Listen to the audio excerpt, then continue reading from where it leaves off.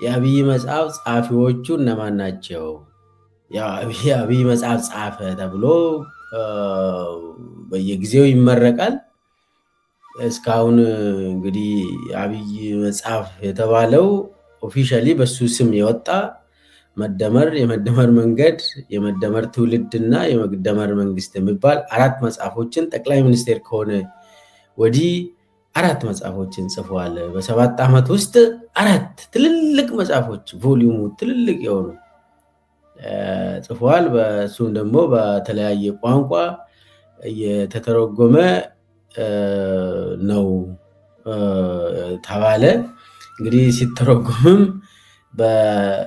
ወይ በአማርኛ ከጻፈ ከዛ ወደ አፋን ኦሮሞ ትራንስሌት ቢደረግ ትራንስሌሽኑንም ያነባል። እንግዲህ በ4 ዓመት ውስጥ 4 መጽሐፍ ጽፏል ይባላል። ከዛ በፊትም 1-2 መጽሐፎች በሱ ስም ባይሆንም በብዕር ስሙ ተጽፏል ይባላል። ይሄ እርካብና መንበርና ከድር ሰተት የሚባለው። ስለዚህ አሁን እዚህ ውስጥ እሱ የጻፈው መጽሐፍ የለም። ምስጢሮችን ነው እንግዲህ የምንዘረግፈው ዛሬ። እነማን ናቸው የአብይ መጽሐፎች የሚባሉትን የጻፉት ብለን መልስ እንሰጣለን። እንግዲህ ያው የግድ ስለምል ጸሐፊዎቹንም ከነ ፎቶአቸው እናሳያለን።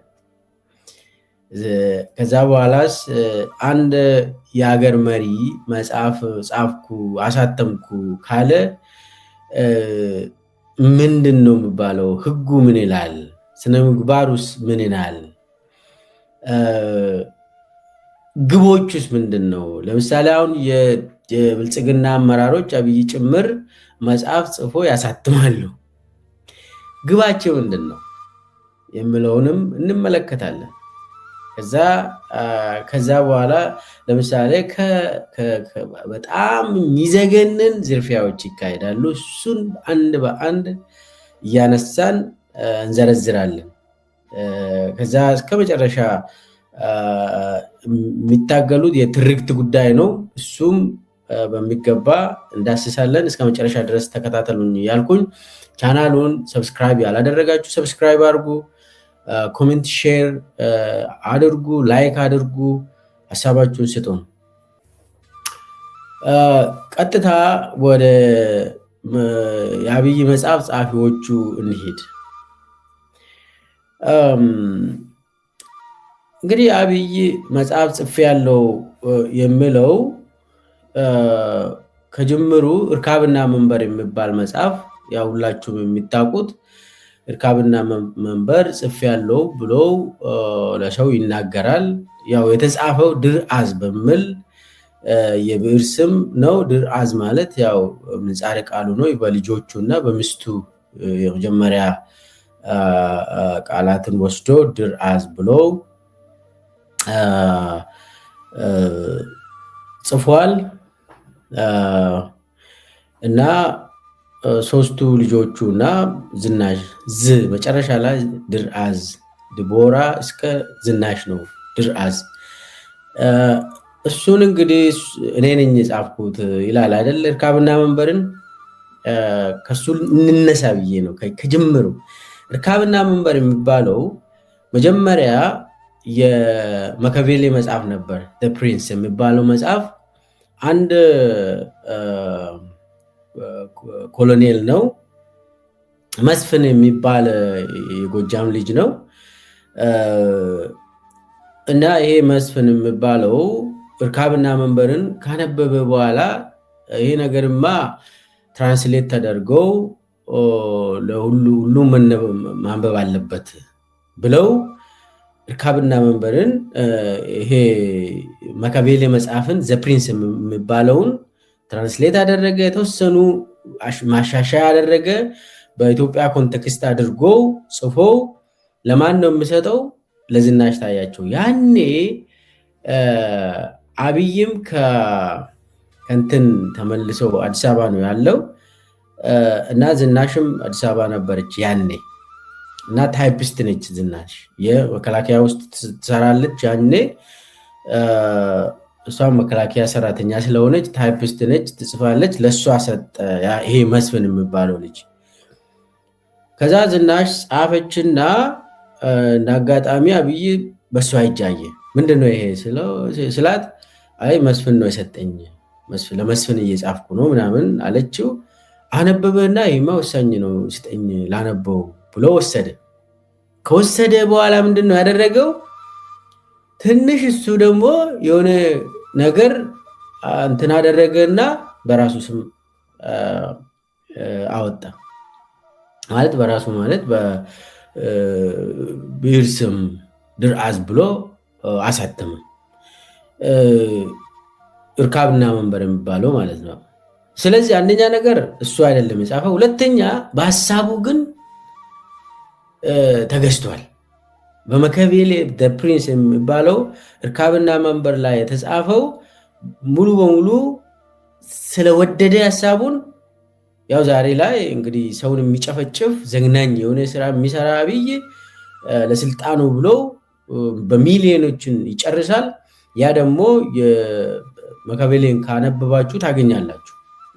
ያው ፕሪንስ የሚባለውን ካነበባችሁ ሰው እርካብና መንበር እሱ አይደለም የጻፈው፣ የሰውን ነው ወስዶ ሰው ትራንስሌት አድርጎ ትንሽ ሰፋ አድርጎ የጻፈውን በተለይ መስፍን የሚባል ልጅ ያው ዛሬም አለ መሰለኝ ያውቃል እሱ እና ይህንን ደግሞ ዝናሽም ታውቃለች።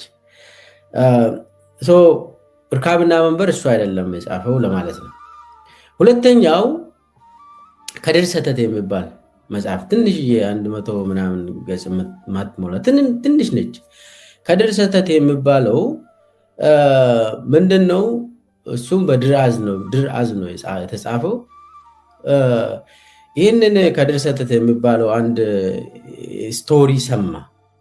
ይሄ ከድር ሰተት የሚባል አንድ ሽማግሌ አውቁ አበድ የሚባል ሰው ጅማ ውስጥ ይታወቃል እና በጣም ተንኮለኛም ነው፣ በጣም ምስኪንም ነው።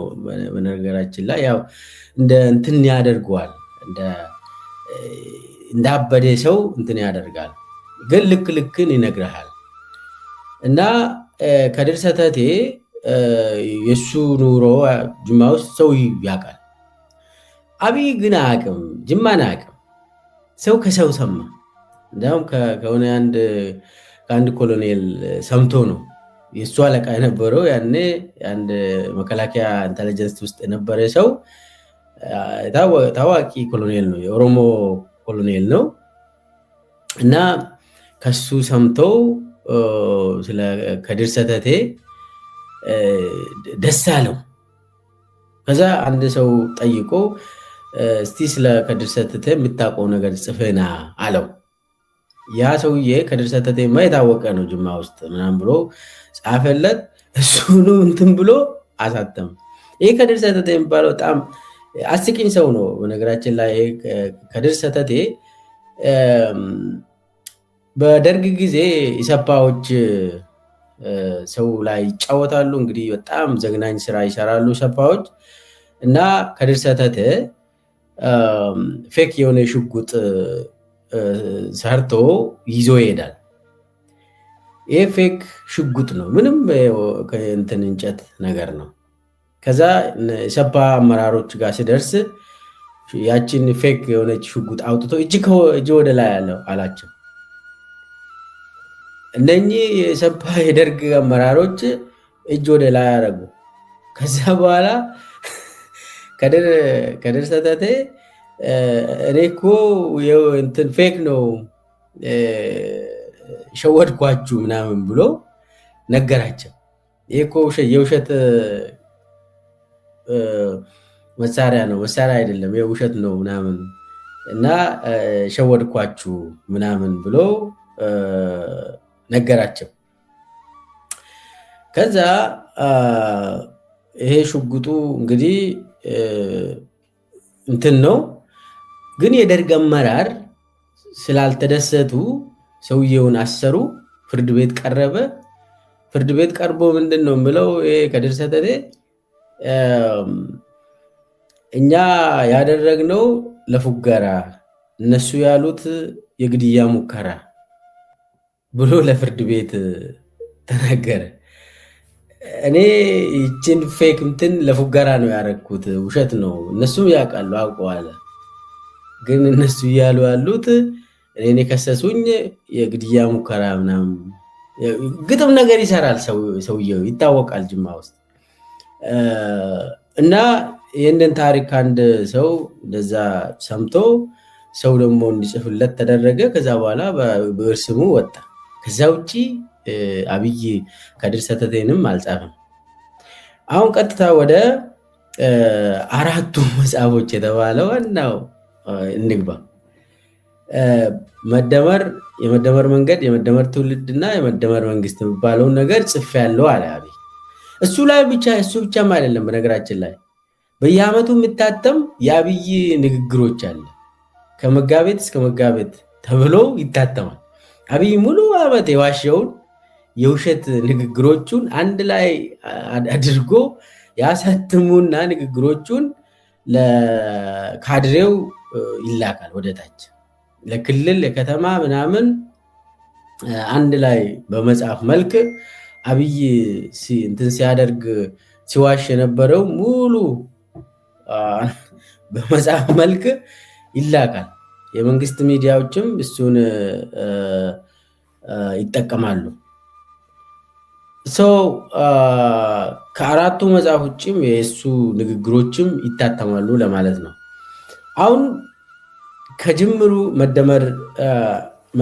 ከመደመር እንጀምር። ከአራቱ መጽሐፎች እንግዲህ አብይ 7 ዓመት ውስጥ 4 መጽሐፍ ጻፍኩ አለ። ከነ ትራንስሌሽኖቹ ከነ ኤዲሽኖቹ 4 መጽሐፍ፣ ትልልቅ መጽሐፍ በ7 ዓመት ውስጥ ጻፈ የተባለ። ከመደመር እንጀምር። መደመር ስጻፍ እኔ መንግስት ውስጥ ነበርኩ። እዚህ ላይ ፋክት ነው የምነግራችሁ እኔ። ለምን የመደመር መጽሐፍ ሽያጭ ውስጥም ምረቃ ውስጥም ነበርኩኝ። የመደመር መጽሐፍ ጸሐፊዎች ከዛ ቀጥሎ ይገባቸዋል ሂደቱ። የመደመር መጽሐፍ ስጻፍ መጀመሪያ ምንድን ነው የተደረገው? ለአዲስ መንግስት ስለሆነ አብይ የያዘው። ከዚህም በፊት ኢህአዴግ ስመራ የነበረው ፖሊሲ ስህተት ነው። ስለዚህ አንዳንድ ሰዎችን ሰብሰባ አድርጎ በተለይ ታዋቂ ሰዎችም ተሳትፈዋል፣ ሙያተኞችም ተሳትፈዋል። ነገር ግን በአብዛኛው ሙያተኛ አይደለም መደመርን የጻፈው። ይሄ ነገር ለአዲሱ የኛ መንግስት ፖሊሲ ያስፈልገናል ብሎ ያሳተፋቸው የፖሊሲ ሰዎች አሉ። ነገር ግን ተራ የሆኑ ጸሐፊዎችም ውስጥ ገብቷል። ከነሱ ውስጥ ዋነኛው የአብይ መጽሐፍ ጸሐፊ አሁንም ተቀጥሮ ከመደመር ጀምሮ 4ቱም መጽሐፍ ውስጥ በጽሁፍ ቁጭ ብሎ የተሳተፉ ሰዎችን ነው የምነግራችሁ። የመጀመሪያ ሰው እነኚህ 3ቱ ሰዎች በጣም ወሳኝ ናቸው። የአብይ መጽሐፍ ብዙ ናቸው፣ ዘረዝራቸዋለሁ አንድ በአንድ። እነኚህ 3ቱ ግን በቀዳሚነት ከመደመር እስከ መደመር መንግስት የጽሁፍ ውስጥ አሉ። ነገር ግን ከዚህ ውስጥ ደግሞ በጣም ወሳኝ የሆነው መሐመድ ሐሰን የሚባል በጣም ወሳኝ ሰው ነው። ቁጭ ብለው ለአብይ የሚጽፈው ወንድወሰን አንዱ ዓለም የሚባልም መሀል ላይ ያለው፣ በዛ ዳንኤል ክብረትን ታውቋላችሁ። አሁን እዚህ ላይ ፎከስ የምናደርገው እስቲ ስለ መሐመድ ሐሰን ትንሽ እናውራ። መሐመድ ሐሰን ከአብይ ጋር ቴክኖሎጂ፣ ሳይንስና ቴክኖሎጂ አብሮ ነበሩ። እዛ አብሮ ነው የተዋወቁት። ስለዚህ ትውውቃቸው ቆይቷል። መሐመድ ሐሰን ልክ አብይ አህመድ ስልጣን እንደያዘ መሐመድ ሐሰን የሚባለው ጸሐፊ አንድ መጽሐፍ ጻፈለት። ልክ አብይ ወደ ስልጣን እንደመጣ ሰውየው የሚል መጽሐፍ ጻፈ እና መሐመድ ሐሰን ይባላል ልጁ። ያው ልጁ አይደለም ያው የቆየ ነው። ይህንን መጽሐፍ ጻፈለት ለአብይ ሰውየው የሚባል። ለምን? ከአብይ ጋር ግንኙነታቸው የቆየ ነው። መሐመድ ሐሰንና አብይ አብሮ አንድ መስሪያ ቤት፣ በተለይ ደግሞ ሳይንስና ቴክኖሎጂ አብሮ ስለነበሩ በጣም ይተዋወቃሉ። ስራው የመሐመድ ሐሰን ስራው መጽሐፍ ለአብይ መጽሐፍ ነው። የመጀመሪያውን አይ ቲንክ በስህተት በራሱ ስም አወጣ መሰለኝ። የኛውን ሰውየው የሚለውን በሻሻ ድረስ ሂዶ በነገራችን ላይ የአብይ አባትን ኢንተርቪው አድርጓል። ዲቴል አንድ በአንድ ከዛ ኤዲት አድርጎ መጣል ያለባቸው ነገሮችን ጥሎ አብይ የሚፈልጋቸውን ሀሳቦችን ብቻ ወስዶ አሳትሟል። ሰውየው የሚለው ውስጥ ይሄ መሐመድ ሐሰን ይሄ ሰውየው የሚለው መጽሐፍ ስተረክ ወደ መጀመሪያ አካባቢ በቃ አብይን እንደ መላእክት አድርጎ እንደ ሙሴ አድርጎ የሳለው የኢትዮጵያ አዳኝ ብለው የሰበከው ከአብይ ውጭ ኢትዮጵያ ትጠፋለች ብለው ነው ይህንን መጽሐፍ የጻፈው። ከዛ በኋላም የተረከው በየሚዲያዎቹ እየሄደ ስለ አብይ ይሰብካል መሐመድ ሐሰን። አሁንም በነገራችን ላይ የራሱ ሚዲያ ከፍቶ ለአብይ ይሰራል። የሆነ ጊዜ እንትን የዋልታ ቴሌቪዥን ዋና ስራ አስኪያጅ አድርጎ ሹሞ ነበር አብይ። ከዛ አስቦ አንተ መንግስት ስራ አትስራ፣ ስልጣን ምናምን ተውና ቁጭ ብለህ አንተ መጽሐፍ ብቻ ጻፍ፣ ለእኔ የራስ ሚዲያም ክፈት ብሎ በስንት ሚሊዮን ስቱዲዮ ከፍቶለት ሁሉንም አሟልቶለት ለመሐመድ ሐሰን መሐመድ ሐሰን አሁን የራሱ ሚዲያ አለው። በጣም እንትን ኢንፍሉዌንስ ለማድረግ እየሞከረ ነው። ለአብይ ነው የሚሰራ መሐመድ ሐሰን እና መሐመድ ሐሰን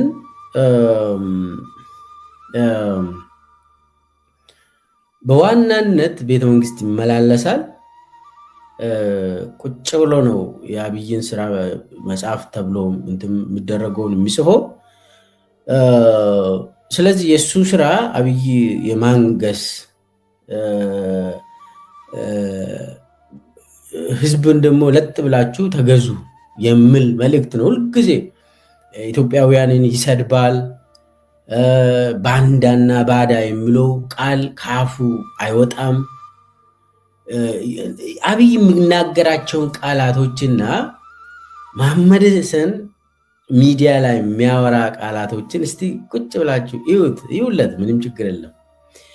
ዋናው ነገር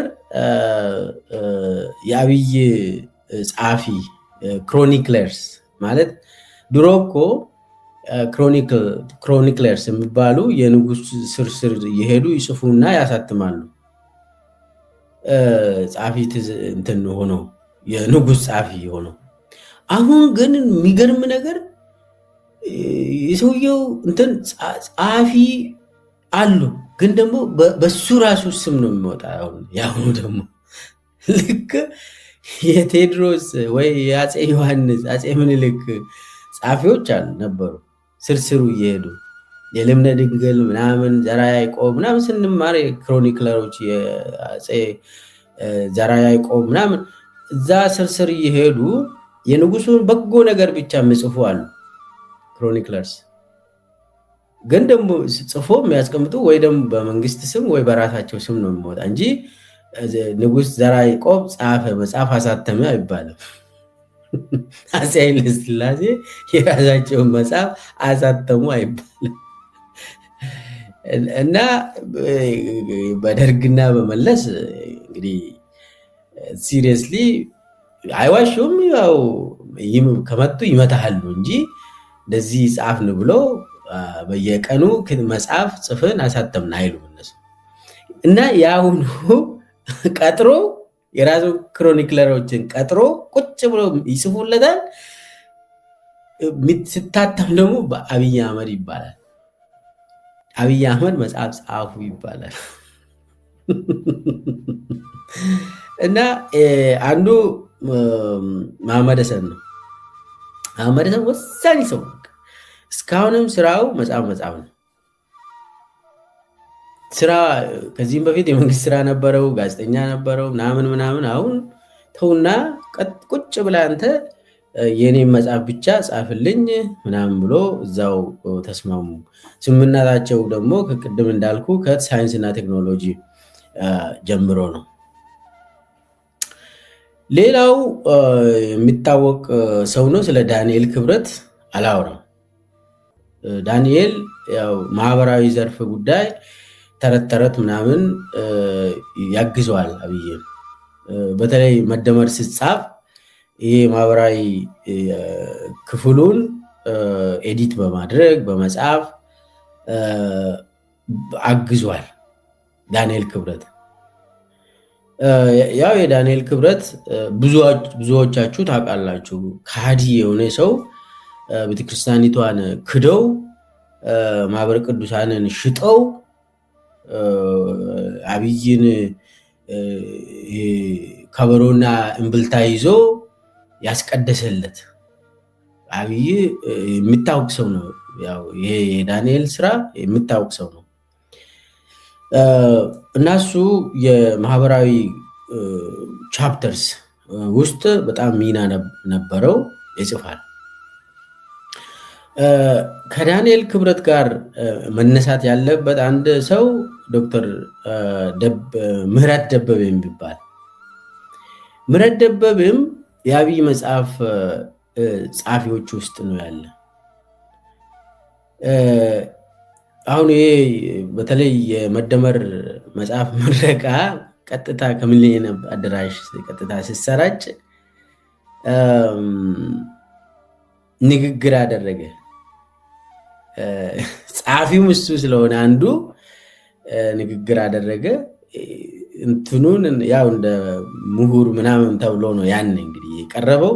ነገር ግን አንዱ ጸሐፊው ነው። እሱም ጸሐፊ ስለሆነ በጣም የአብይ ቅርብ ሰው ነው። በነገራችን ላይ አብይ ወደ ስልጣን ሳይመጣ በፊት ይቀራረባሉ። ምህረት ደበበ እንዲያውም ኦሮሚያ በነበረበት ጊዜ አብይ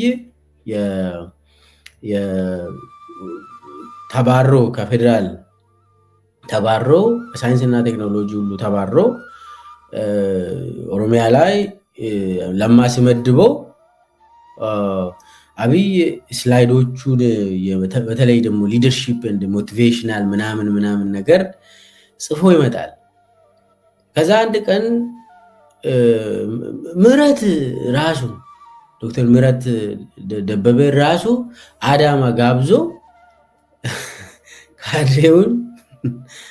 ካድሬውን እንዲያሰለጥን አደረገ።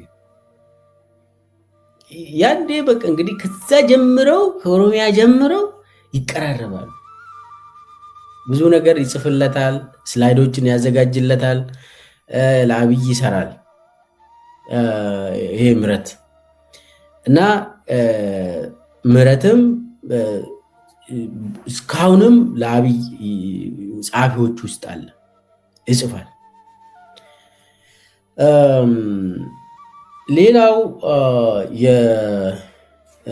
ትንሽ ስለ ወንደወሰን እናውራ። ወንደወሰን አንዱዓለም የሚባለው መሀል ላይ ያለው እሱ እስከ ቅርብ ጊዜ ድረስ የኢትዮጵያ ብሮድካስቲንግ ኦቶሪቲ ምክትል ነበር። በጣም እሱ ነበር ሲያሽከረክር የነበረው።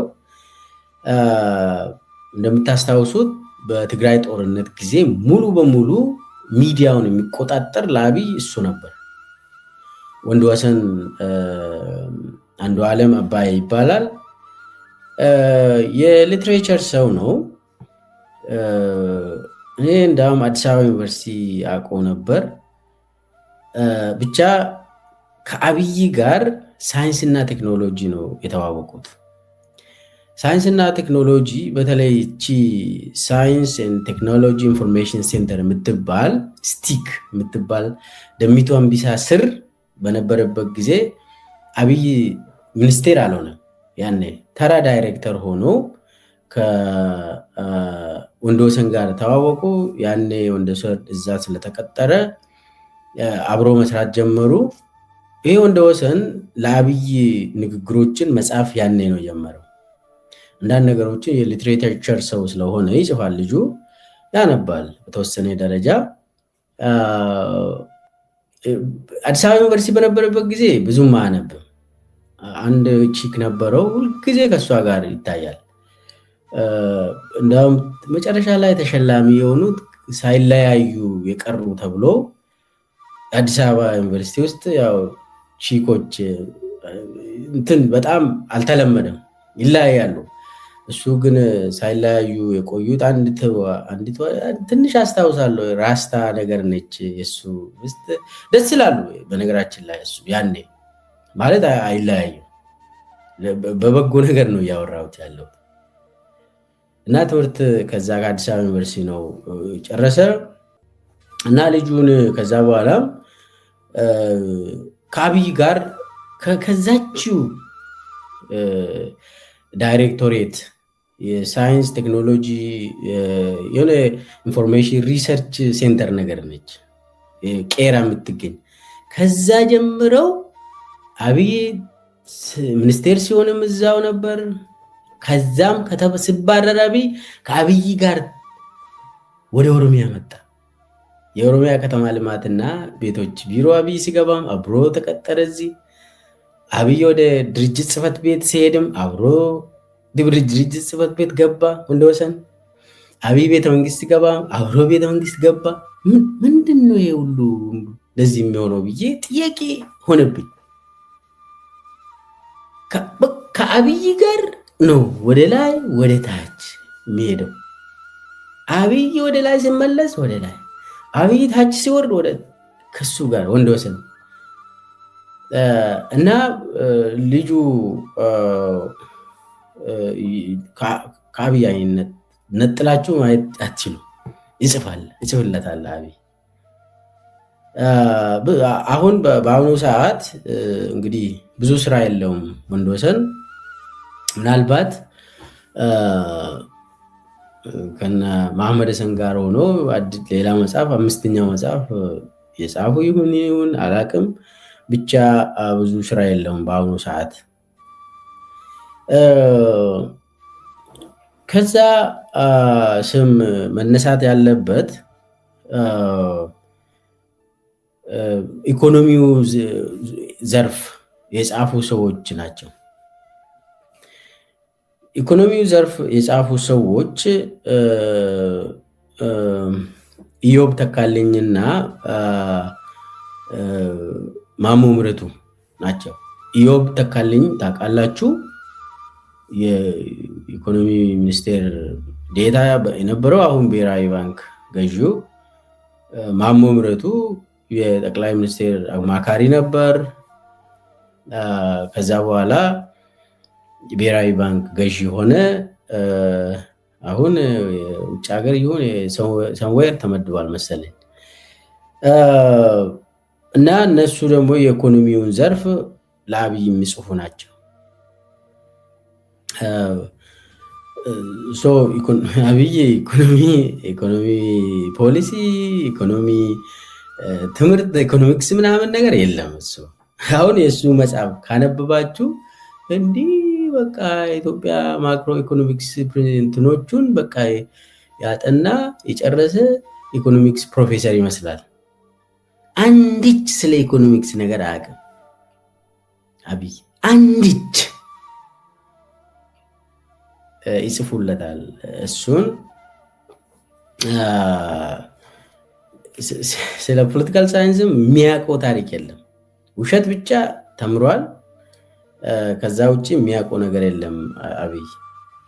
አብይ መጽሐፍ አይደለም አንድ መጽሐፍ አላነበበም። አንድ መጽሐፍ በቅጡ አንድ መጽሐፍ አንብቦ ጨርሷል የምትሉ አምጡ። አንድ መጽሐፍ አንብቦ አልጨረሰም። ምናልባት አንዳንድ ልቦወለዶችን የተወሰኑ እና ግጥሞች ሊጨርስ ይችላል። ያው በሀገርኛ ቋንቋ የተጻፉ ማለት በአማርኛ የተጻፉ። ከዛ ውጭ እንደውም በአፋን ኦሮሞ ችሎም አነብም እሱን አያውቅም። እና አብይ አንድ መጽሐፍ በሳይንስ በመጽሐፍ መልክ እንግዲህ አንዳንድ ፊክሽኖችን ሊያነብ ይችላል። ከዛ ውጭ ግን የኢኮኖሚክስ ፕሪንሲፕል፣ የፖለቲካል ሳይንስ፣ የታሪክ ምናምን የለም።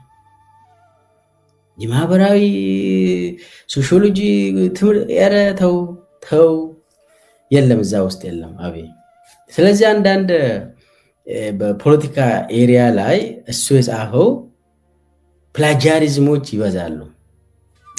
እንግዲህ እንትን የኮፒ ያደረጉለት ማለት ነው። እሱማ እንደው ፕላጃሪዝም ኮሚት ካደረገ ጥሩ ነው፣ ጽፏል ይባላል። አትሊስት ግን ኮፒ ተደርጎለት የመጣ ለምሳሌ አሁን የፖለቲካ ስብራት ምናምን የሚለው ከፍራንሲስ ፉኩያማ የተወሰደ ፖለቲካል ኦርደር ኤንድ ፖለቲካል ዲኬ የሚል መጽሐፍ ነበር።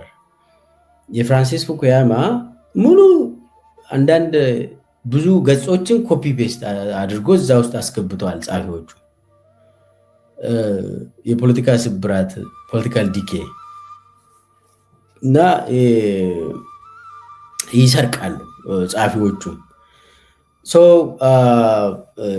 ኢዮብ ተካልኝና ማሞ ምረቱ የኢኮኖሚ ኤሪያ ላይ ይጽፉለታሉ። ሌላው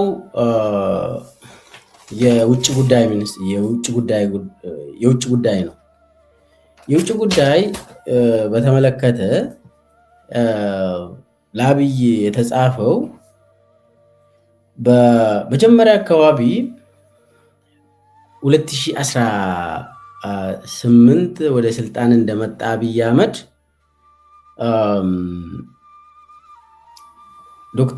አንድ አምባሳደር ጃፓን የነበረው አምባሳደር ዶክተር ማርቆስ ተክሌ ይባላል።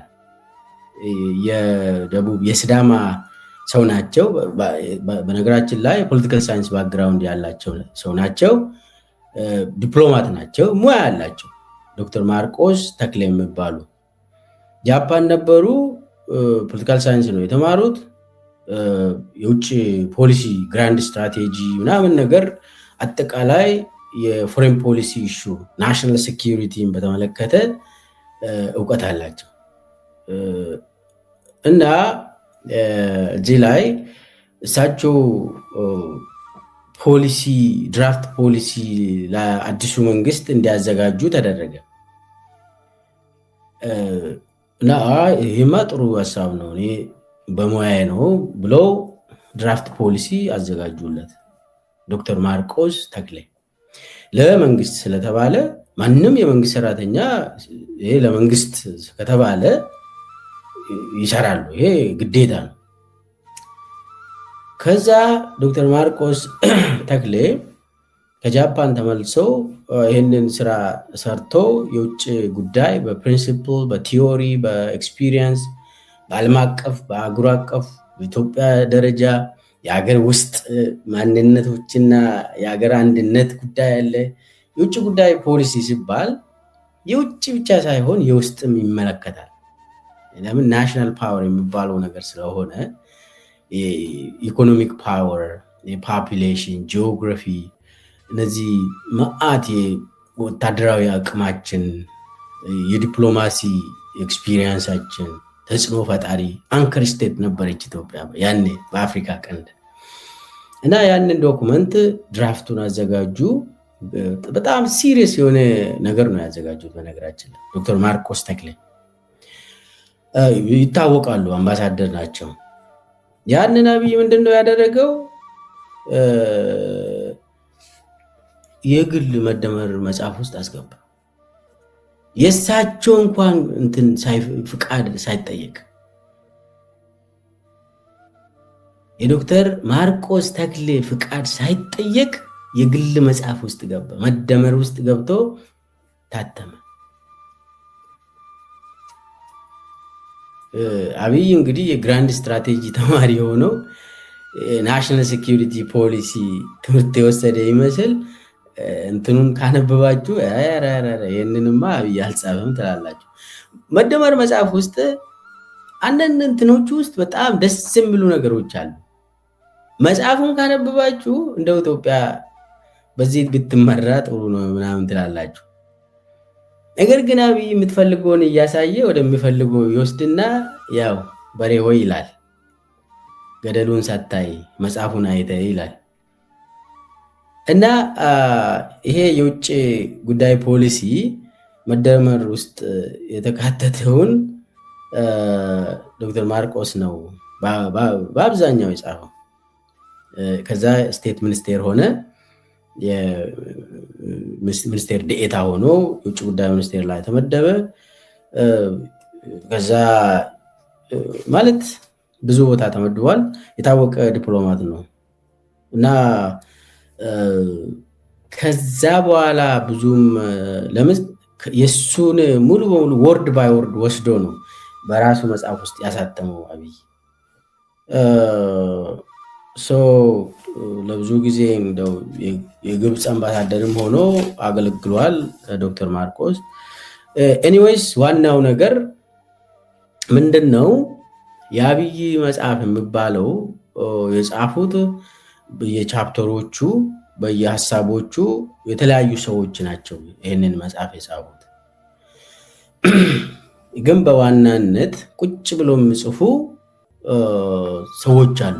ቁጭ ብሎ ለዚህ በቃ የአብይ መጽሐፎች ጸሐፊ ተብሎ ቁጭ ብሎ ክሮኒክለርስ ተብሎ ይህንን ብቻ ማኔጅ የሚያደርጉት ስታተም በአብይ ስም እንዲወጣ እና አብይ የራሱ መጽሐፍ የለውም። አንድ መጽሐፍ አልጻፍም፣ አንድ መጽሐፍ አላነበበም። አብይ የራሱ ፖሊሲ የለውም። ሁሉንም ነገር ይሰርቃል አብይ። መጽሐፍ የኔ ነው ብሎ ያሳትማል፣ የራሱ ያልሆነ ከከድር ሰተቴ ጀምሮ እስከ እርካብና መንበር እስከ መደመር መንግስት እና እነኚህ የአብይ መጽሐፍ ጸሐፊዎች መጀመሪያ አካባቢ ሲቀጠሩ በዩኤንዲፒ ስር ነበር የተቀጠሩት። አማካሪ ተብሎ ይበሉ ነበር። እንዳውም ያኔ ሲነገር ዩኤንዲፒ በዓለም አቀፍ ደረጃ ነው የሚከፍለው $5,000 በወር። እንግዲህ ያስቡ እንግዲህ ኢትዮጵያ ውስጥ $5,000 ይቅርታ፣ በዛ ደረጃ ነው ሲበሉ የነበሩ። እነ ዳንኤል ክብረት፣ እነ ማሞ ምረቱ፣ እነ ወንደወሰን፣ እንደ ግርማ ብሩ እነኚህ አጠቃላይ እነ መሐመድ ሐሰን እንደዚህ ይበሉ ነበር በዩኤንዲፒ። ትልቅ ገንዘብ ነው ይበሉት። አብይ የራሱ መጽሐፍ የለው፣ የራሱ ፖሊሲ የለው። የአብይ ፖሊሲዎች የፓርቲ ይሁን የምናምን ይሁን ኮፒ ያደርጋል ከዚያም ከዚህም። አሁን ይኸውላችሁ ኮሪደር ልማት ፖሊሲ የሚባለው ኮፒ ተደርጎ ነው የመጣ፣ አገር በቀል አይደለም። አሁን የኢኮኖሚ ፖሊሲ የሚባለው ውሸት ነው፣ አገር በቀል እዚህ የሚባል ነገር የለም። ብሔራዊ ባንክን ሙሉ በሙሉ አሁን አይኤምኤፍ ነው የሚቆጣጠረው የኢትዮጵያን ኢኮኖሚ። ይሄ ነው አገር በቀል። እና አብይ የራሱ የለውም፣ ኮፒ ያደርጋል። መዋቅሩ የኢትዮጵያ ለምሳሌ የፓርቲ መዋቅር ሙሉ የኢህአዴግ ነበር። የተለወጠ ነገር የለም። ስሙን ለወጠ። ፖሊሲውን ደግሞ ከዚህም ከዛም ከኢዜማም የወሰደ ብዙ ፖሊሲዎች አለው። ከኦኔግም ወስደው ኦኔግ ኦሮሞ አካባቢ ሲሄድ የኦኔግ ይላል፣ ሌላ ጋም ሲሄድ ከሆነ እንትን ይወስዳል እና ወደ አሜሪካ አካባቢ ሲመጣ ይሄው እኔ ፍሪ ማርኬት ኢኮኖሚ ነኝ ምናምን ይላል። ቻይና ጋር ሲሄድ ደግሞ አያችሁ እኔ ኮሚኒስት ነኝ ይላል። በቃ አጭበርባሪ የሆነ ፕሪንሲፕሉ ደግሞ ምንድን ነው የሚሉት? ፕራግማቲዝም ነው የምንከተለው ይላሉ። ፕራግማቲዝም ተለዋዋጭ በየእንትኑ በየሁኔታው የሚለዋወጥ ነው። ሪጅድ የሆነ አይዲዮሎጂ የለንም ምናምን ይላሉ። ይሄ ማለት ይሄ እስስት ባህሪ ያለው ፖሊሲ ነው የምንከተለው ኦፊሻሊ ይላሉ። ዩኤኢ ሲሄድ ያው ታውቃላችሁ አለቃቸው መሐመድ ቤን ዚያድ ነው የሚሆነው። ዋናው ዩኤኢ ነው እና አብይ የራሱ ፖሊሲ የለውም። ተገዥነቱም ለዩኤኢ ነው። የስልጣን ምንጩም ከኢትዮጵያ ሕዝብ ሳይሆን ከዩኤኢ ነው የሚመጣ የአብይ አንድም መጽሐፍ ጽፎ የማቅ አንድም መጽሐፍ አንብቦ የማቅ ሰዎችን ቀጥሮ ያጽፍና በራሱ ስም እንዲወጣ ያደርጋል አብይ። ኦኬ አሁን ቀጥሎ ምንድን ነው የምንመለከተው? ግቦቹ ምንድን ነው? የዚህ መጽሐፍ አብይ እንደዚህ በራሱ ስም እንዲወጣ ያደረገው ይሄ በ7 ዓመት ውስጥ 4 መጽሐፍ ጻፍኩ ብሎ አሳተምኩ ብሎ የሚሄደው ግቡ ምንድን ነው? የመጀመሪያ ግቡ በጣም ሶፊስቲኬትድ የሆነ ዘግናኝ የሆነ ዝርፊያ ነው። ግልጽ የሆነ ዝርፊያ ያካሂዳል አብይ። ይሄ ዘመናዊ ዝርፊያ መደመር የመጀመሪያ ህትመት ሲሰራጭ እኔ መንግስት ውስጥ ነበርኩኝ። የመንግስት ባለስልጣን ነኝ፣ የክልል ካድሬ ነኝ፣ ካቢኔ አባል ነበርኩኝ። የመጀመሪያ ህትመቱ ቻይና ታተመ፣ ከዛ ኢትዮጵያ ደረሰ። የመጀመሪያ ህትመቱ ፈርስት ኤዲሽኑ አዲስ አበባ ስደርስ፣ ከዛው ሰከንድ ኤዲሽኑ አዲስ አበባ ነው የታተመ፣ ፀሐይ ፐብሊሽንግ ምናምን እና የመጀመሪያው ሲሰራጭ እዛ ውስጥ ስለነበርኩ የመደመር መጽሐፍ በአገር ደረጃ አብይ ራሱ ነው ያስመረቀው። በኦሮሚያ ደግሞ የኦሮሚያ ካድሬዎች በየዞኖቹ ተከፋፍለን ነው መጽሐፉን ያስመረቅ ነው። እኔ ለምሳሌ የመደመር መጽሐፍ ምረቃ ኢሉባቦር ላይ ነው የተመደብኩት። መቱ ቪዲዮም ብትፈልጉ ታገኛላችሁ። መቱ ላይ ሄጄ የአብቹ መጽሐፍ ብለን መደመር መጽሐፍን ሲሸውደን በጣም እና ያው መጽሐፉን አንብበን ቆንጆ መጽሐፍ ነው። ከዛ መጽሐፉን ለማስመረቅ ተመድበን ነበር ለማለት ነው። ብዙ ነገር እናውቃለን ለማለት ነው ውስጥ ስለነበር። የዝርፊያ እንዴት ሆነ ታዲያ ለምለው የመጀመሪያ ዙር መጽሐፉ በሀገር ደረጃ ፌዴራል አዲስ አበባ በሁሉም ክልሎች ኤክሰፕት ትግራይ፣ ከትግራይ ውጭ ሁሉም ክልሎች ላይ ተሰራጭቶ ገንዘቡ ሽያጩ የተካሄደው ከመንግስት ፔሮል የተቆረጠ ገንዘብ 800 ሚሊዮን ነው። 800 ሚሊዮን 1 ቢሊዮን አካባቢ ማለት ነው። ከመንግስት ፔሮል የተቆረጠ ገንዘብ ብቻ ነው የተናገርኩ ያለሁት። ያ ከመንግስት ባጀት ተቀንሰው የአብይ መጽሐፍ መግዣ ሆኖ ወደ መንግስት ወደ አብይ አካውንት የገባ ማለት ነው። ይሄ ገንዘብ ከመንግስት ባጀት ተቀንሶ እንዳምን ያስታውሳለሁ። ሁሉም መስሪያ ቤቶች ይገዛሉ፣ ግዴታ ነው። የኦሮሚያ ትምህርት ቢሮ ብዙ የመደመር መጽሐፍ ለተማሪዎቹ ማሰራጨት አለበት ተብሎ ገዝተው መክፈል አቃተው። የኦሮሚያ ትምህርት ቢሮ ለአብይ እኮ ነው የሚከፍለው። ገንዘቡ ተሰብስቦ በነገራችን ላይ የመጀመሪያ ዙር የመደመር መጽሐፍ ሽያጭ ቀጥታ የአብይ አህመድ አካውንት ላይ ነው የገባ። ቀጥታ በራሱ ስም የነበረው ያኔ፣ በኋላ ነው ወደ ፋውንዴሽኖቹ በኤንጂኦ ምናምን ውስጥ እንዲገባ የተደረገው። ፈርቶ መሰለኝ።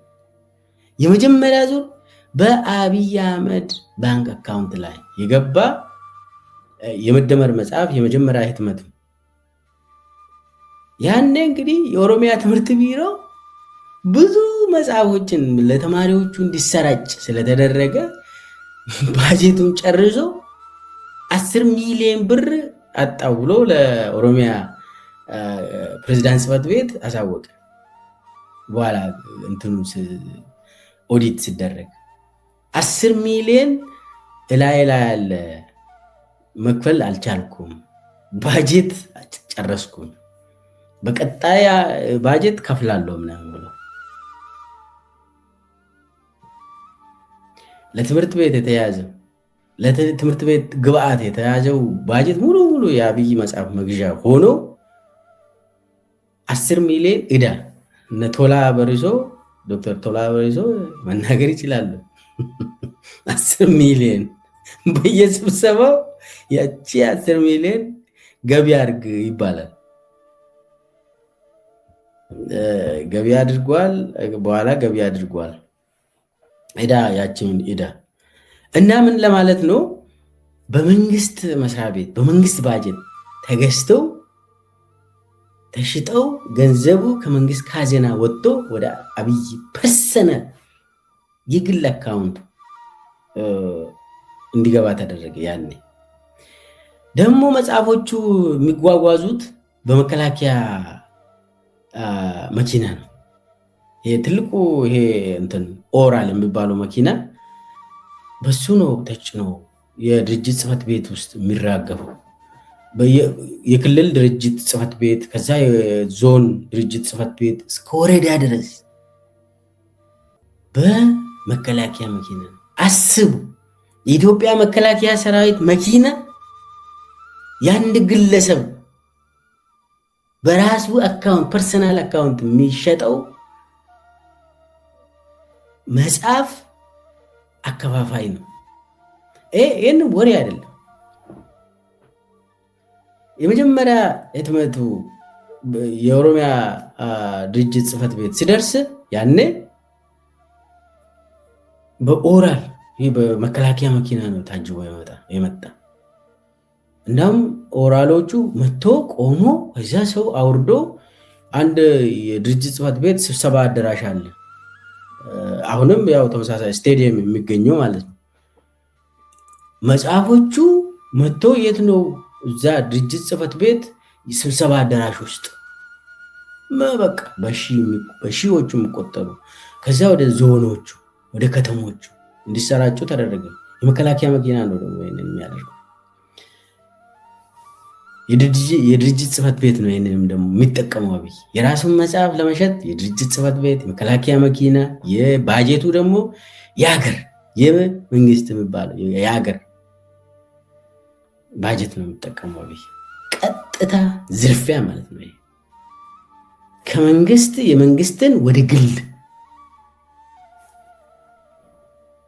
ሲያዞር ዝርፊያ ሲያደርግ አንዱ እንግዲህ እቺ የመጀመሪያ ኤዲሽን ፈርስት ኤዲሽኑ ወደ አንድ ከመንግስት ባጀት ብቻ የወጣው ያኔ ወደ 1 ቢሊዮን የሚጠጋ 800 ሚሊዮን ብር ነበር። ከዛ ውጭ ደግሞ ባለሀብቶች ባለሀብቶች ደግሞ የሚገርም እንግዲህ የመጽሐፍ ምረቃ ላይ ባለሀብቶቹ ተጋብዞ ካምፓኒዎቹ ተጋብዞ ሲጠየቁ እንጂ አንድ መጽሐፍ በ20 ሚሊዮን 30 ሚሊዮን 10 ሚሊዮን እንደዛ ነው የሚገዛ። እዛው ሬጅስተር ታደርጋለህ። አንድ መጽሐፍ በ50 ሚሊዮን ገዝቻለሁ ብለህ ስም ዝርዝር ውስጥ ራስን ጽፈህ ትፈርማለህ። ከዛ ስትወጣ መጽሐፍን ትረከባለህ። አብይ ይፈርምልሃል። መጽሐፉ ላይ 50 ሚሊዮኑን ታስገባለህ። በአጠቃላይ የኢትዮጵያ ባለሀብቶች፣ ካምፓኒዎች፣ የውጭ ዜጎች ሳይቀሩ በዚህ እንትን ተዘረፉ፣ እንዳያሉ ተዘረፉ። ይህንን እኔ ያኔ የመጀመሪያ ህትመቱን ነው እያወራ ያለሁት። ሁለተኛ ሶስተኛውን ምንም እሱ አይደለም። ይሄ ሁለተኛ ሶስተኛ አራተኛ መጽሐፍ አይደለም አሁን እያወራሁት ያለሁት። የመጀመሪያ መደመር ዙር ካየ ነው ባለሀብቶቹ እንደ ጉድ ነው የተዘረፉት። አንደኛ አዲስ መንግስት ስለሆነ፣ ሁለተኛ ደግሞ መንግስት ሲጠይቅ እምቢ አትልም፣ ትሰጣለህ። አብይ ሁሉንም እስካም ያደርጋል ማለት ነው። እኔም ያው እስካም ተደርጌ መቱ ላይ የመደመር መጽሐፍ አስመራቂ ሁኜ ሪባን ቁርጬለታለሁ። በጣም እስካመር ነው አብይ። ጊዜ አይሰጥም። በጣም በፍጥነት በጥድፊያ እንትን ያደርጋል። ምንድነው እዚህ ላይ አብይ የግል ስልጣኑን ተጠቅሞ የራሱን የግል መጽሐፉን የመንግስት ስልጣንን ተጠቅሞ የግል መጽሐፉን ቸበቸበ። ቢሮ ዘግተን ነው የእሱን መጽሐፍ ምረቃ የሄድ ነው። ሁሉም አማራ ክልል፣ ኦሮሚያ ክልል፣ ደቡብ ሁሉም ቢሮ ዘግቶ ነው መደመር መጽሐፍን ሲሸጡ ሲመርቁ ሲያስመርቁ የነበረው ያኔ። በዚህ ደረጃ በመንግስትና በግል ባለሀብቶቹ ላይ ዝርፊያ አካሄደ ማለት ነው አብይ። ግልጽ መሆን ያለበት ባለሀብቶች፣ በተለይ ባለሀብቶች በየጊዜው አብይ መጽሐፍ ሲያስመርቅ ይጠራሉ መጽሐፍ ግዙ ተብሎ። የመጽሐፍ ምረቃ ላይ ሲጠሩ ያው ለምን እንደሚጠሩ ይታወቃል። ዝም ብሎ አይወጡም። 10 ሚሊዮን 20 ሚሊዮን 30 ሚሊዮን ይሰጣሉ። የግድ ነው። አንድ መጽሐፍ ይወስዱ፣ አንድ ኮፒ አንድ መጽሐፍ ወስዶ 30 ሚሊዮን ይሰጣል።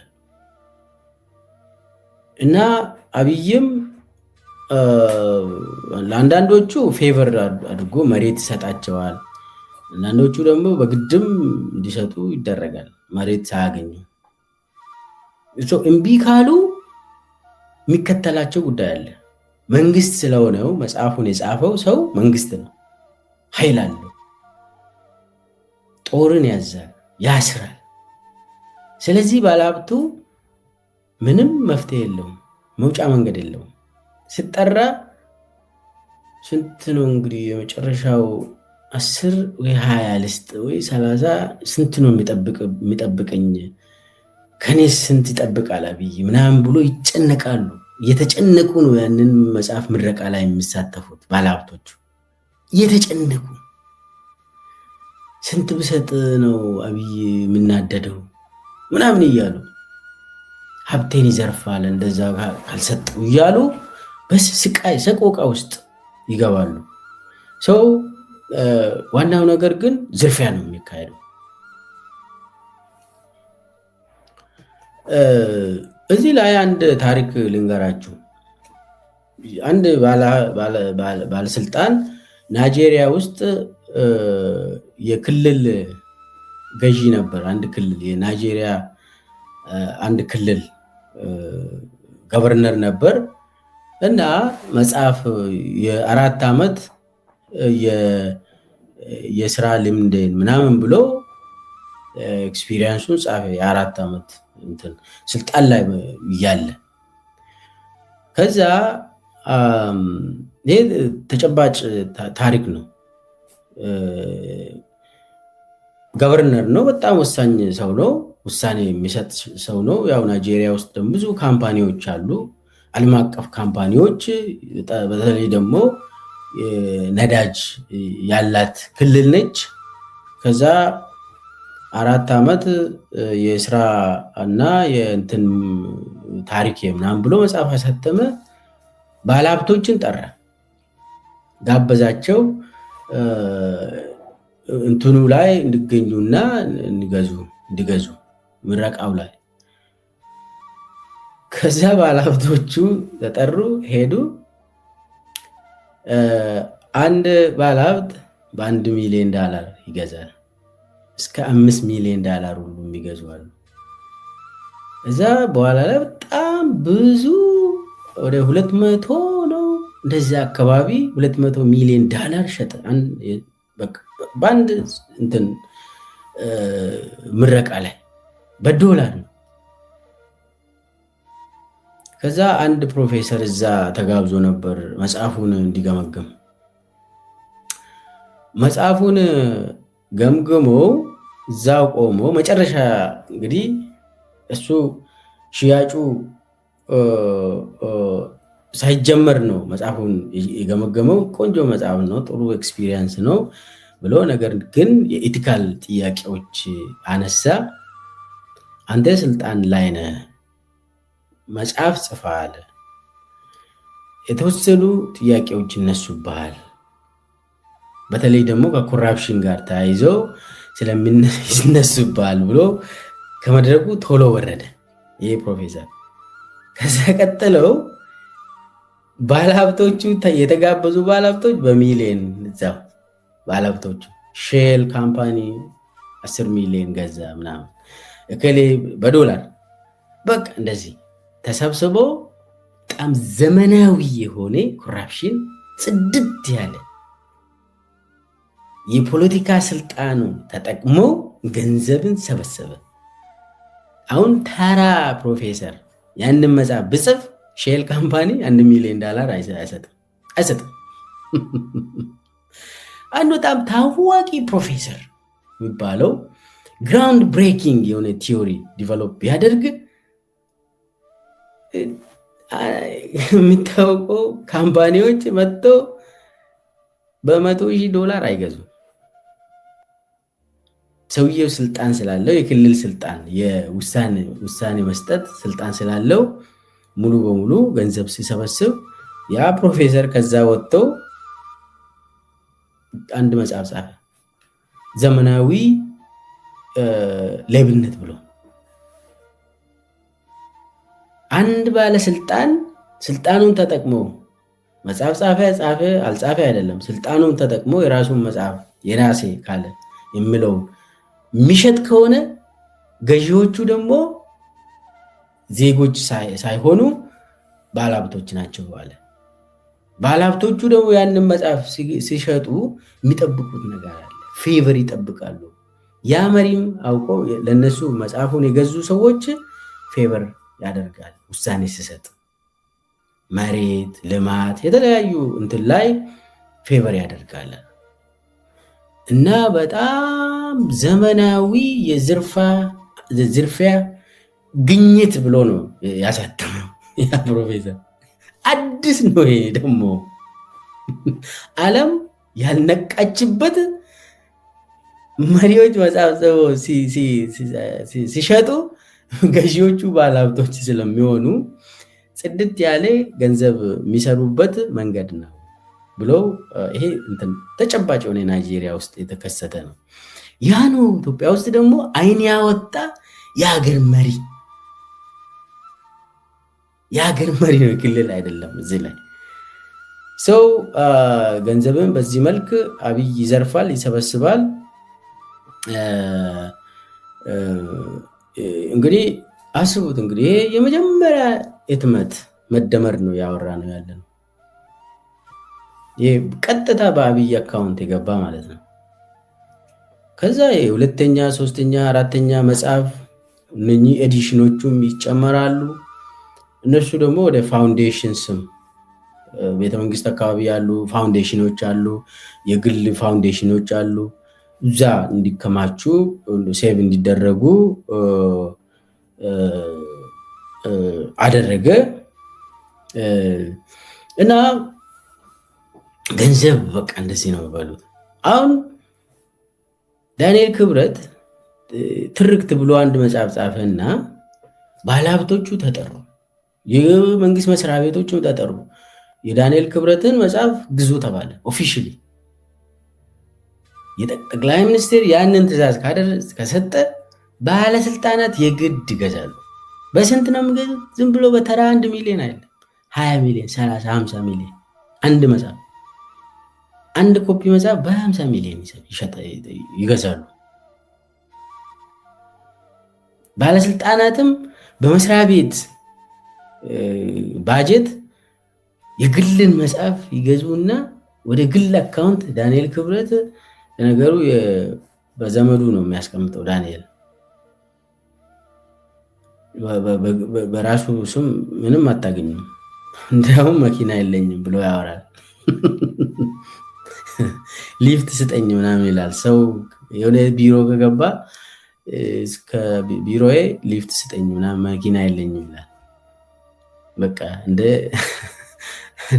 ምስኪን ለመምሰል ቢሊየነር እኮ ነው ዳንኤል። በትግራይ ጦርነት የዘረፈው ነገር አለ። በመጽሐፍ ሽያጭም በጣም ዘርፈዋል። አሁን ባለፈው ተስፋዬ በልጅግ የሚባል የብልጽግና አዲስ አበባ ብልጽግና ኃላፊ ነው እና እሱ መጽሐፍ ጻፈ ተባለ። እሺ ምንድን ነው የምጽፈው? ወይ ደግሞ እንግዲህ የብልጽግና ኃላፊ የሆነ አዲስ አበባ ከተማ የብልጽግና ዋና ስራ አስኪያጅ የሆነው መጽሐፍ አሳተመ ተባለ። ከዛ እሱ ነው የጻፈው ያንን። እሱ ሌላ ጥያቄ ነው፣ እሱ ውስጥ አልገባም። ግን ገንዘብ እንዲያገኝ ተደረገ በሽያጩ። ባለሀብቶቹ የምረቃ ላይ እንዲሄዱና ለተስፋዬ በልጅጌ ገንዘብ እንዲሰጡ ተደረገ። ተስፋዬ በአንድ ሌሊት በቃ መጥቶ ባለሀብቶች አንዱ 2 ሚሊዮን፣ አንዱ 5 ሚሊዮን፣ 10 ሚሊዮን ሰበሰበ እና በጣም የሚገርም ሽያጭ አደረገ። ባለሀብት ሆነ በአንድ ሌሊት። ብዙ ባለሀብቶች ሲጋበዙ የግድ ይከፍላሉ። ለባለሀብቶቹ ያው ፌቨር የሚደረግ ነገር ሊኖር ይችላል። ከዛ ውጭ ግን ግዴታቸው ነው።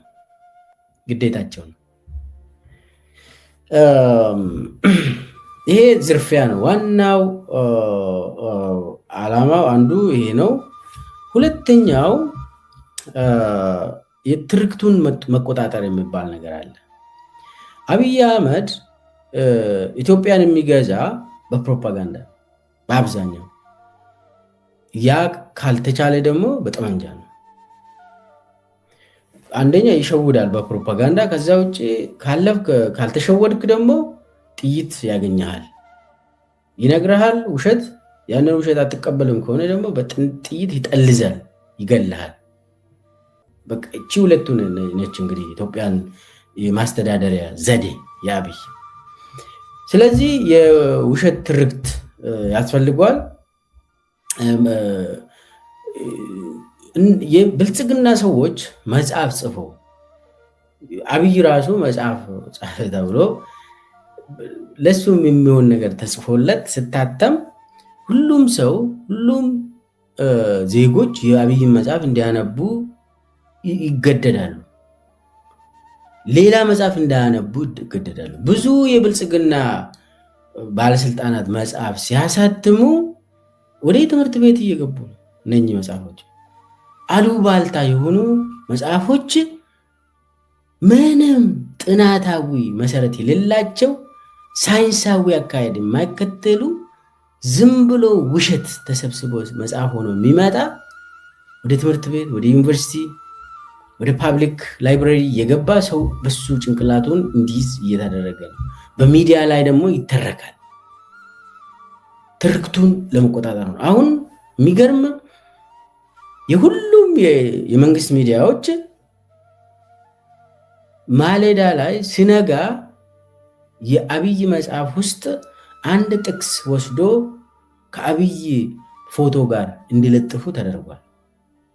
እስቲ ኢቲቪን እዩት፣ ፋና ቴሌቪዥንን እዩት፣ ፌስቡክ ገጻቸውን ተከታተሉ። እስቲ ጠዋት ሲነጋ ኢትዮጵያ ላይ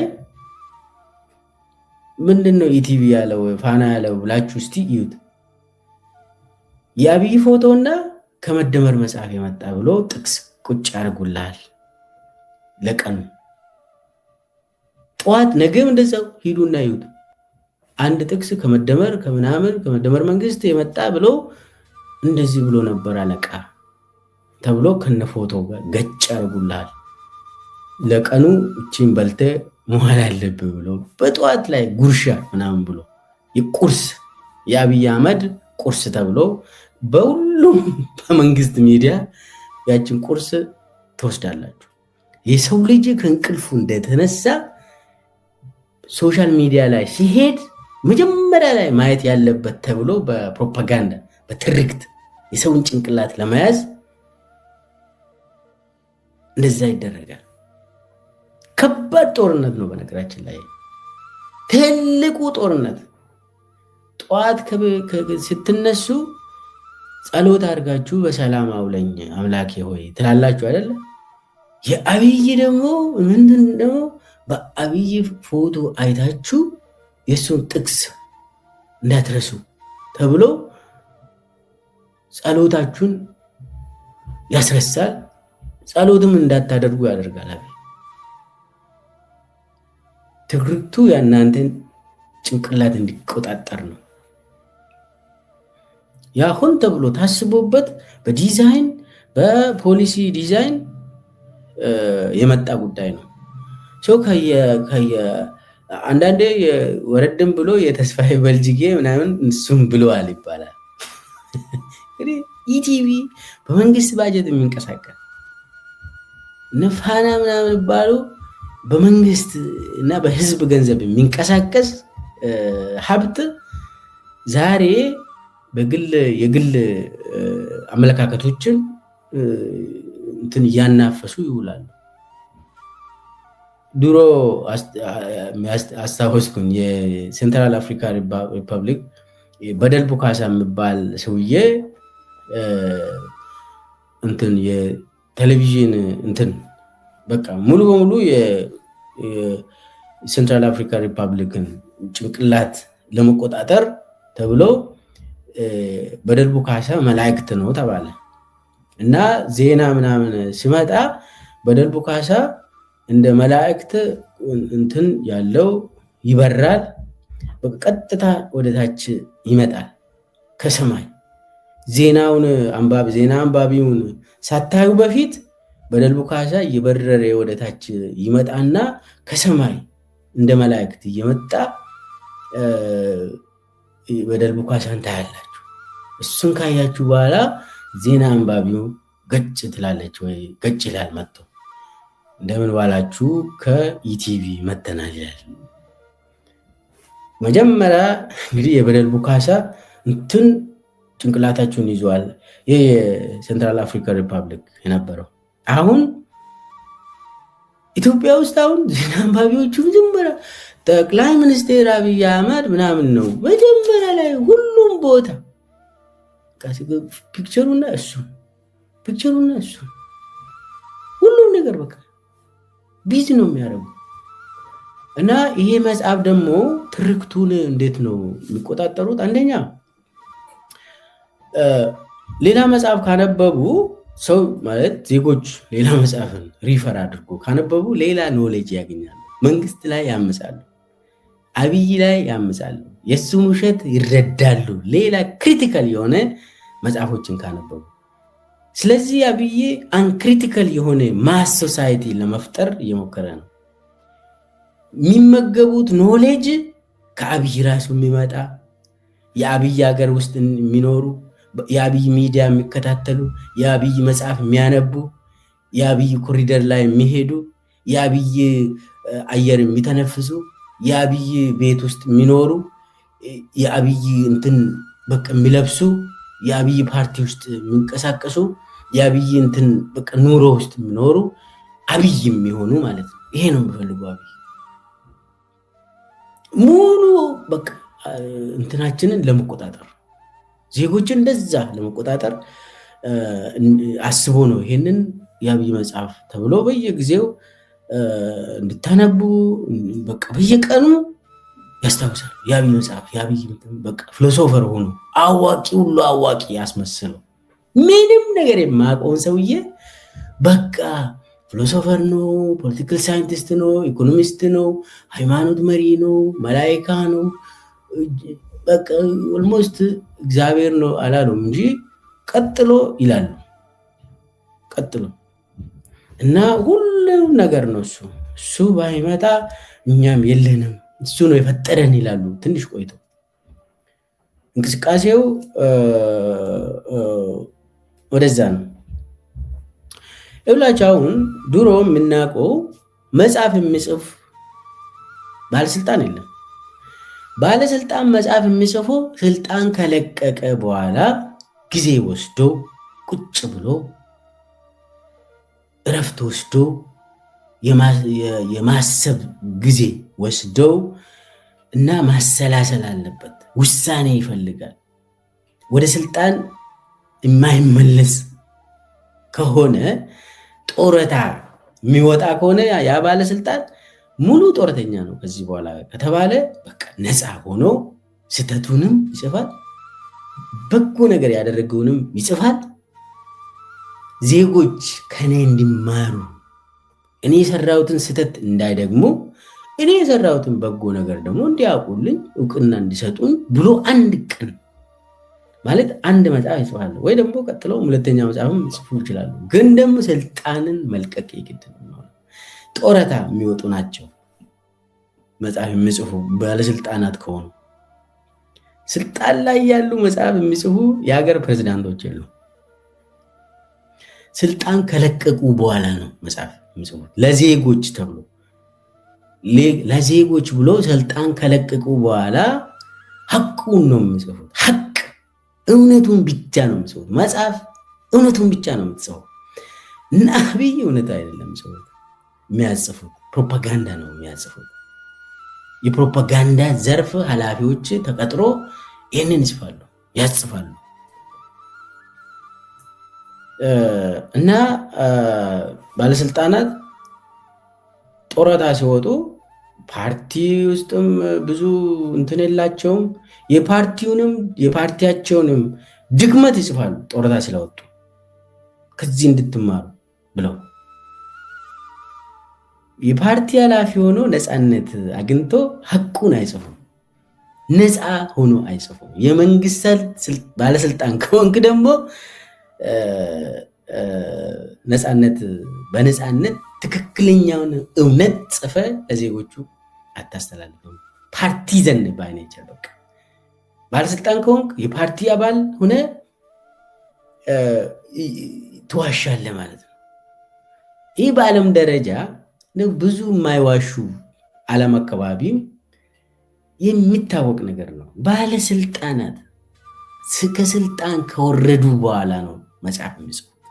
ኤክስፒሪየንስ የራሳቸውን ኦቶባዮግራፊ እንኳን የሚጽፉት የግል ታሪክ ብሎ የሚጽፉት ስልጣን ከለቀቁ በኋላ ነው። ከዛ ውጭ ተረት ተረት ነው የሚሆነው። ሐቁን አትናገርም፣ ውሸቶችን ታበዛለህ ማለት ነው።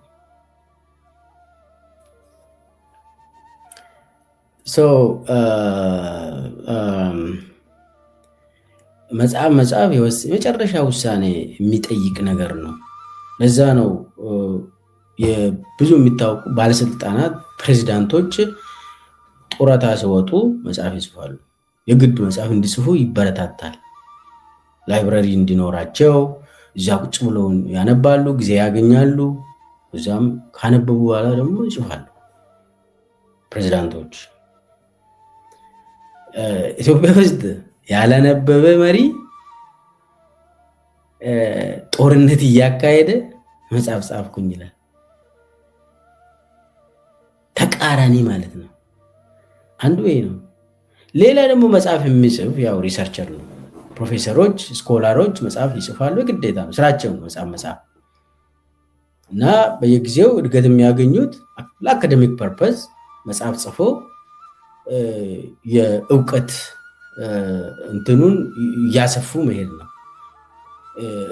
አንዳንድ ኢኖቬሽኖችን በመምጣት ያልታዩ ነገሮችን በማሳየት አዳዲስ ግኝቶችን እና ኤክስፓንዲንግ ኖሌጅ ፕሮዳክሽን አድቫንሲንግ ኖሌጅ እውቀትን አድቫንስ ለማድረግ ይጻፋል።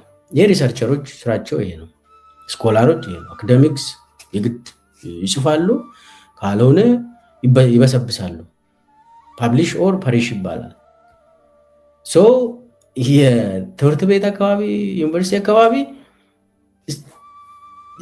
ስራ ነው፣ መደበኛ ስራ ነው። ስንት ፐርሰንት ሪሰርች፣ ስንት ፐርሰንት ማስተማር፣ ስንት ፐርሰንት ደግሞ ማህበረሰብ አገልግሎት ትሰጣለህ ወይ? ኮሚቴ ውስጥ ብዙ ሰዓት ይወስዳል። እሱ ኮሚቴ ውስጥ አገልግሎቶችን መስጠት፣ አስተዳዳሪ ነገር ውስጥም ትሳተፋለህ። በፐርሰንቴጅ 20% ሊሆን ይችላል።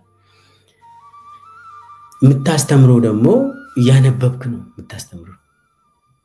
ኮርስ ሲለበስ ታዘጋጃለህ፣ መጽሐፍቶችን እንትን ታደርጋለህ፣ አንዳውቶችን ታዘጋጃለህ፣ ታነባለህ፣ የተማሪዎችን ፔፐሮችን ታነብና እንትን ታደርጋለህ፣ ፈተናዎችን ታርማለህ። ጊዜ ይወስዳል። ሪሰርች ደግሞ ስንት ፐርሰንት ወይ 40% ያንተ ስራ ሪሰርች የጻፍክ የመረመርክ እዛ ማሳተም አለብህ። መደበኛ ስራ ነው ይሄ። ዩኒቨርሲቲ ውስጥ ይሄ መደበኛ ስራ ነው። ማሳተም ፐርታይም ስራ አይደለም፣ መደበኛ ስራ ነው። አንዳንድ ዩኒቨርሲቲዎች እንዳውም 70% ሪሰርች ማካሄድ አለብህ ብሎ ይቀጥራሉ። ሙሉ ሪሰርችም አለ። እነኚህ ሰዎች ማሳተም ነው ስራቸው።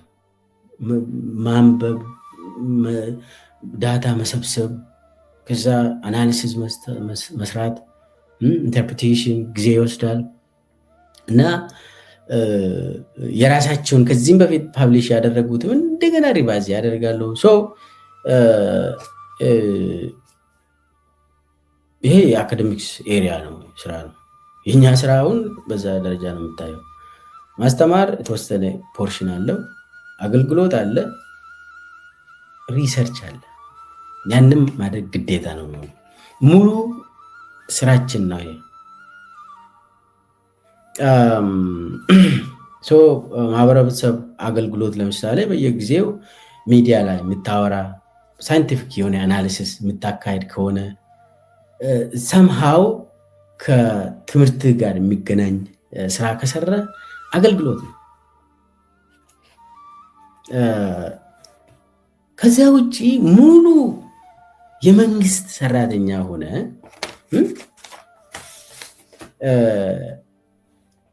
ሙሉ ፉል ታይም ጠቅላይ ሚኒስቴር ሆነ ስንት ፐርሰንት ነው የመጽሐፍ ማሳተሚያ ጊዜ እንትን የምታደርገው?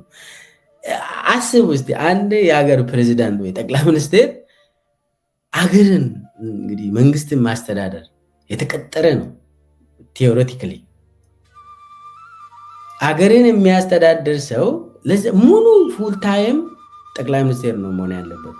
ፉል ታይም ፕሬዚዳንት ወይ ጠቅላይ ሚኒስቴር ደግሞ ሙሉ ኢቭን ሰዓት 8 ሰዓት አይደለም 24 ሰዓት አገርን ይጠብቃል። ሰው በፐርታይም በእንትን ጊዜ ምናምን እሁድ መጽሐፍ ጽፋለሁ ምናምን የምትልበት እንትን የለም። እረፍት ቀኔ ምናምን የምትልበት ጊዜ የለም። ጠቅላይ ሚኒስቴር ብትሆንም የፓርላማ አባልን ብትሆን ሚኒስቴር ብትሆን ከተቀጠርክ በመንግስት ባጀት መኪና ተሰጥተው ደሞዝ ተሰጥተው አበል በየቀን እየበላ ሁሉ ይሄ ነገር የተሟላልህ እኮ ሙሉ ጊዜህን ለመንግስት ስራ ስለምታውል ነው። በጣም ከባድ ስራ ስለሆነ ነው ማስተዳደር ከባድ ስራ ስለሆነ ሙሉ ጊዜህን እዛ ላይ እንትን ማድረግ ስላለብህ ነው። እና ሌላ ስራ መስራት አይችልም። መጽሐፍ አይቻልም። ኢቲክሱ አይፈቅድም። ይላችሁ ለምንድነው አይቻልም? በመሰረቱ አይፈቀድም ብቻ ሳይሆን አይቻልም። አንደኛ መጽሐፍ ለመጽሐፍ ዳታ ኮሌክሽን ያስፈልጋል። መጽሐፎችን ማንበብ ያስፈልጋል። ተረት እንዲጽፉልህ ከሆነ እንደዚሁ ሰውን ቀጥረ ተረት እንትን ታደርጋለህ።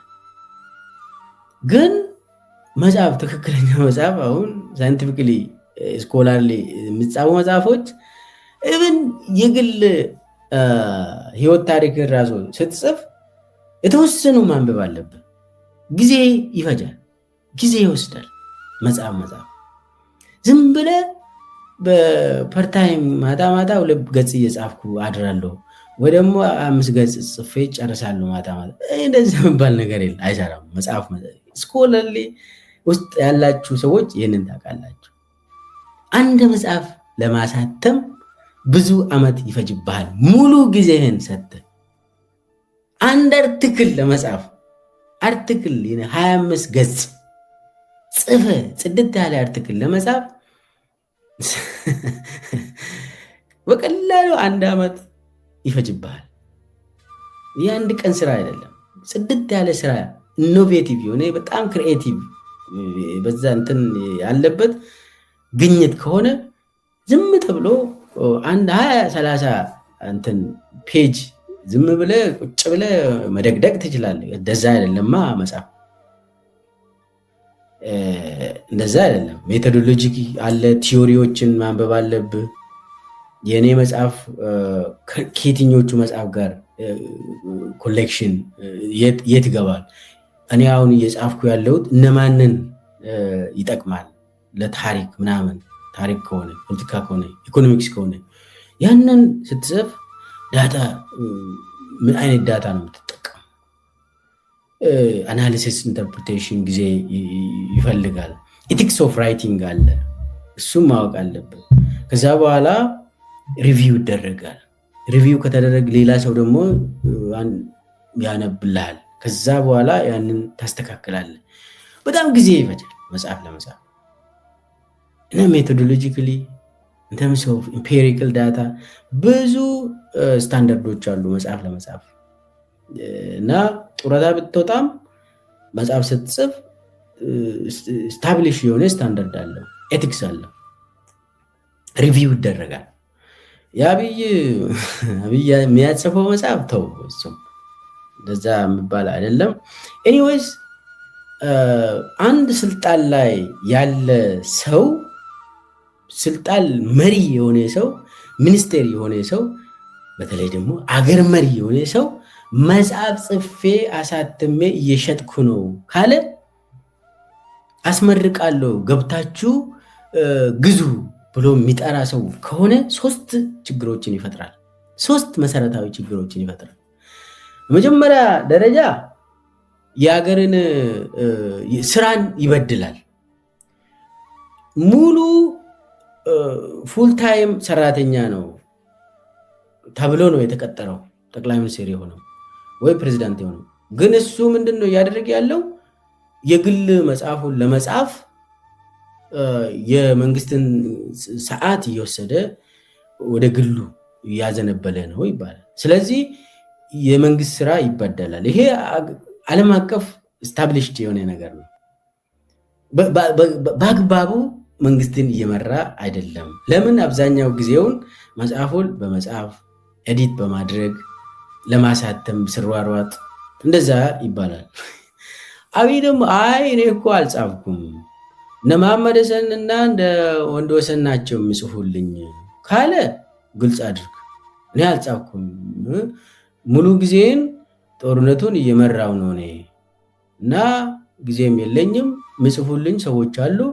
እነ ምረት ደበቤ ናቸው ምጽፉልኝ፣ እነ መሐመድ ሐሰን ናቸው ምጽፉልኝ፣ እነ ዳንኤል ክብረት ናቸው ምጽፉልኝ ካለ ያንን ያሳውቅ።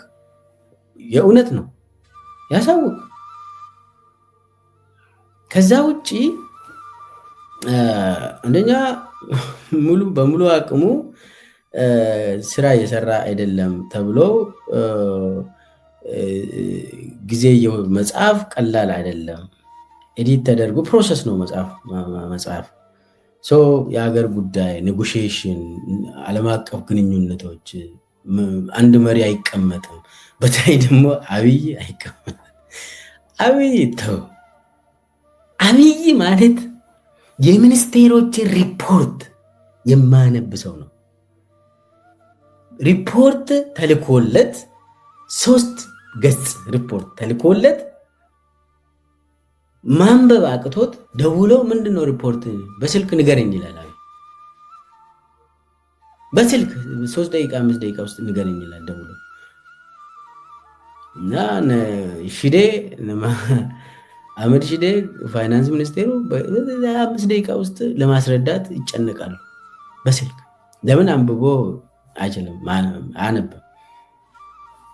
እንዲህ አይነት ሰው ሪፖርት እንኳን የ3 ገጽ ሪፖርት እንኳን የመከላከያ ሪፖርት አነብ በስልክ ንገሩኝ ይላል። የመከላከያ ሪፖርት። እነዚህ አይነት ሰው መጽሐፍ ጻፍኩኝ ይላል። ጊዜ የለውም። አንድ እሱ ነው። ሁለተኛ ደግሞ መጽሐፍ አንድ ጠቅላይ ሚኒስቴር፣ አንድ ፕሬዚዳንት፣ አንድ ሚኒስቴር መጽሐፍ ጻፍኩኝ ካለ የህዝብ አገልግሎትና የግል ማበልጸጊያ ድንበር ይጠፋል። የመንግስት አገልግሎት፣ የህዝብ አገልግሎትና የግል ማበልጸጊያ መንገዶች አንድ ይሆናሉ፣ ድንበሩ ይጠፋል። ያ መጽሐፍ የማን ነው? የጠቅላይ ሚኒስቴር ነው። እሱ ነው ጻፈ ከተባለ መጽሐፉን ይሸጣል፣ ይበለጽጋል። ስልጣን አለው፣ ደግሞ ባለስልጣን ነው። አሁን የመደመር መንግስት የአብይ መጽሐፍ ተብሎ ሲያስመርቁ የግል መጽሐፍ የመንግስት መጽሐፍ ሆነ። እኔ አሁን የአራቱ መጽሐፍ ሽያጮች ገንዘቡን አልተናገርኩም፣ የመደመር ብቻ ተናገርኩኝና ሌላው ደከመኝ።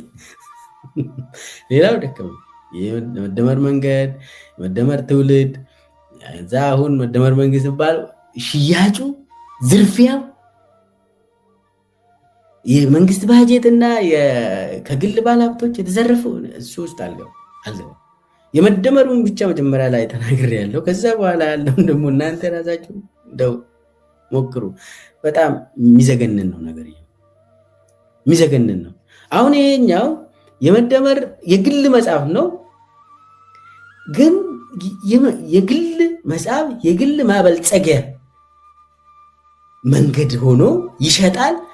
ግን ደግሞ የህዝብ አገልግሎት፣ የመንግስትነት፣ የመንግስት ተቋም የሚባለው ነገር ተደበላለቀ። አሁን እዚህ ላይ ይሄ ምንድን ነው የምትሉት? የግል መጽሐፍ ነው ወይስ የኢትዮጵያ መንግስት መጽሐፍ ነው?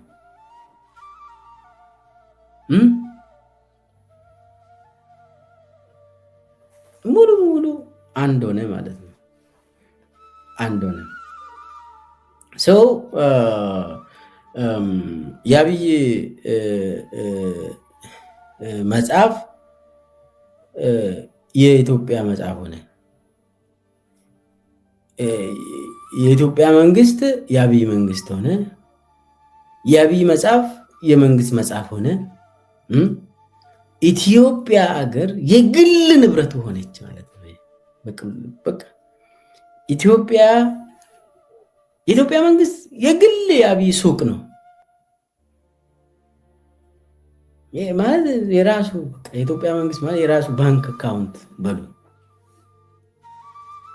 እዚህ ላይ የምታዩት ሙሉ የኢትዮጵያ ባለስልጣናት ናቸው፣ የብልጽግና ባለስልጣናት።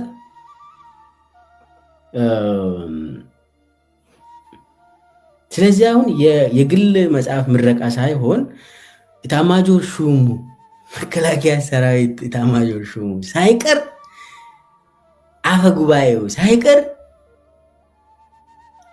የኢትዮጵያ ፕሬዝዳንት ሳይቀር ምክትል ፕሬዝዳንቶቹ ሳይቀር ሙሉ የኢትዮጵያ መንግስት የግል የአብይ ንብረት ነው።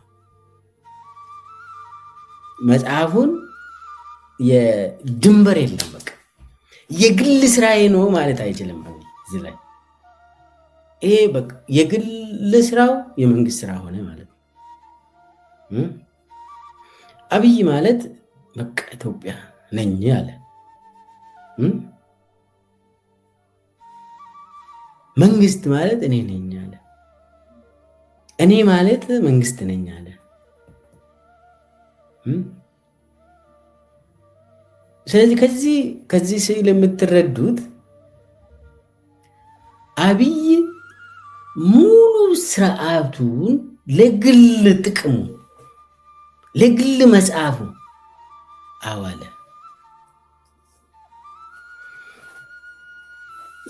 ይሄኛው ሁለተኛው የህዝብ አገልግሎት የመንግስት መዋቅርና የግል ማበልጸጊያ ድንበር የጠፋበት ሙሉ ነገር የግሉ ያደረገበት አካሄድ ታያላችሁ። ይሄ በጣም አንኤቲካል ወንጀል ነው። እንግዲህ ሌላው ሶስተኛ ችግር ደግሞ የጥቅም ግጭት ይኖራል። አንድም መጽሐፍ ስታሳትም አሳታሚው ድርጅቶች፣ የግል ባለሀብቶች መጽሐፉን የሚገዙ በቀጥታ ከቤተ መንግስት ጋር ግንኙነት ይፈጥራሉ። ስለዚህ ያልተገባ ግንኙነቶች ይፈጠራሉ። ቤተ መንግስትና የተወሰኑ መኒ ላውንደሪንግ ይጀመራል። ዳርክ መኒ የሚንቀሳቀስ ኤሪያዎች ይፈጠራሉ። አንድ የመንግስት ኃላፊ የራሱን ግል ስራ ከጀመረ መጽሐፍ ጽፎ ያንን በመሸጥ በማሳተም መኒ ሜክ ማድረግ ከጀመረ በቀጥታ ከቤተ መንግስት ጋር የሚገናኙ የብር ትስስሮች ይፈጠራሉ።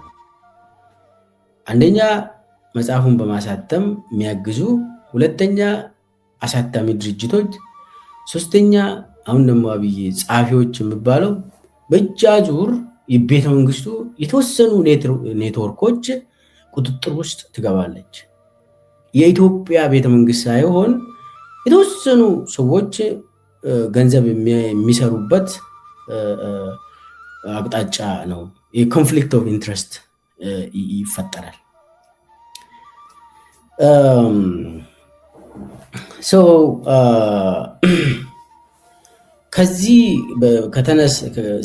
ከዚህ ተነስተን ምንድን ነው የምንለው?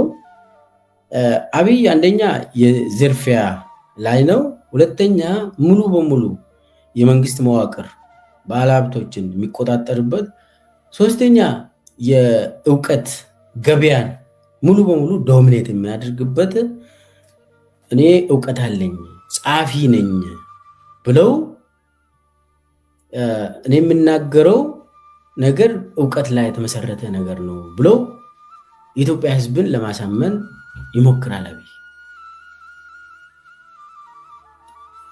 ትርክቱን ለመቆጣጠር ነው ዋናው ሩጫው። እኔ አዋቂ ነኝ፣ ሌላ ፕሮፌሰር ፖለቲካል ሳይንስ ፕሮፌሰር እንዳትስሙ፣ የኢኮኖሚክስ ፕሮፌሰር እንዳትስሙ፣ የሶሺዮሎጂ ፕሮፌሰር፣ የፊሎሶፊ ፕሮፌሰሮች እንዳትስሙ። መምህራን የሚባሉት ውሸታም ናቸው፣ እኔን ስሙ ነው የምለው። ይሄ ሕክምና ላይ የተሰማሩ ዶክተሮች አያውቁም፣ እኔ አውቃለሁ ብሎ ያስተምራል። ሁሉ አዋቂ ነኝ እኔ ብዙ መጽሐፎችን እየጻፍኩ መጽሐፍን አንብቡ፣ አላነበባችሁም ማለት ነው ይላል። ባለስልጣንን ሰብስበው አሁን የኔም መጽሐፍ ያላነበባችሁ እጃችሁን አውጡ ይላል አብይ። ባለስልጣናት አሁን ሙቶ ተማሙቶ የአብይን መጽሐፍ ጽፎ የእሱ ከመጋቤት እስከ መጋቤት የሚባል የእሱ ውሸት ንግግሮችን በማንበብ ይሰለጥናል። ስቃይ ነው።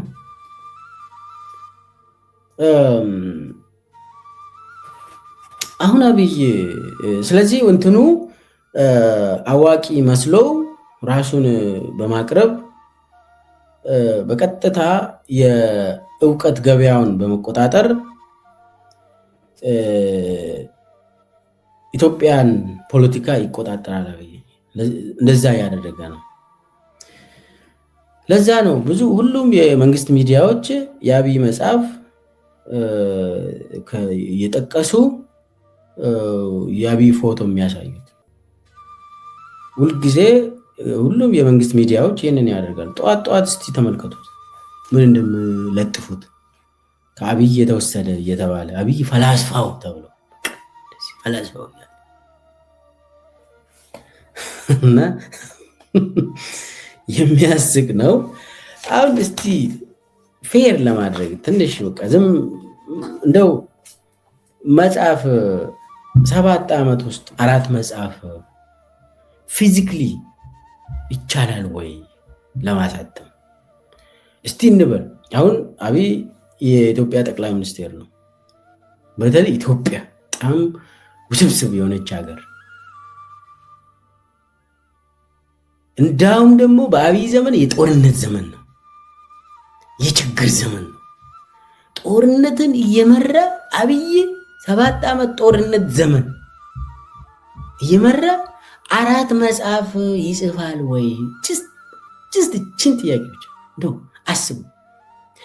4 መጽሐፍ ጽፎ ያሳትማል ወይ ይሄ ሰውዬ ብላችሁ ጠይቁና መልሱን ታገኛላችሁ።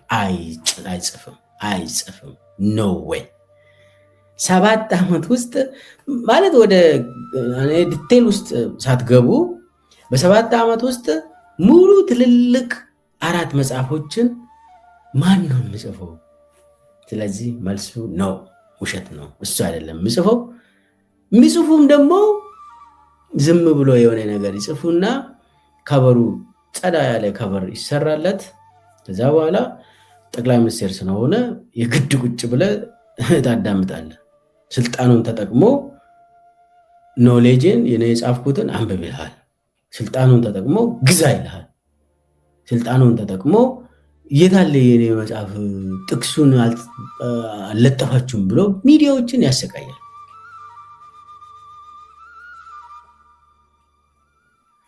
እና አሁን የመጀመሪያው መጽሐፍ 2011 ነው መደመር የሚባለው የተመረቀው። አብይ 2010 ነው ጠቅላይ ሚኒስትር የሆነው። በ1 ዓመት ውስጥ 1 መጽሐፍ ጻፍኩኝ አለ። ማን እንደጻፈ ቅድም ተናግሬያለሁ። እንደ ቁጭ ብሎ መቼ ነው መጽሐፍ የሚጽፈው? በቃ እሱ ማሽን ነው ምናምን። ኧረ አብይ 1 መጽሐፍ አላነበበም። መጽሐፍ አይደለም። ከዛ የሚቀጥሉ ደግሞ ጦርነት፣ የትግራይ ጦርነትን እየመራ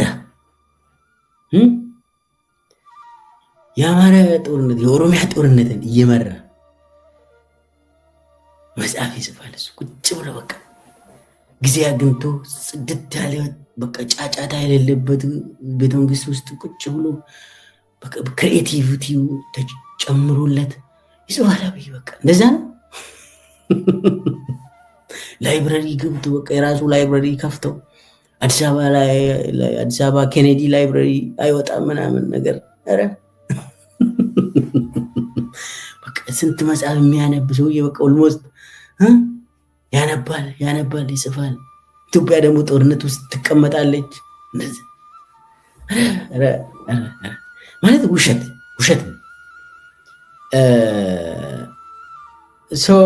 እንደው ኢትዮጵያ ራሷ ሰላም ብትሆን ሙሉ 7 ዓመት ኮሽን ሳይል ይሁን እንደዛ ነገር ብኖር በሆን ኖሮ ራሱ 4 መጽሐፍ አይጽፍም።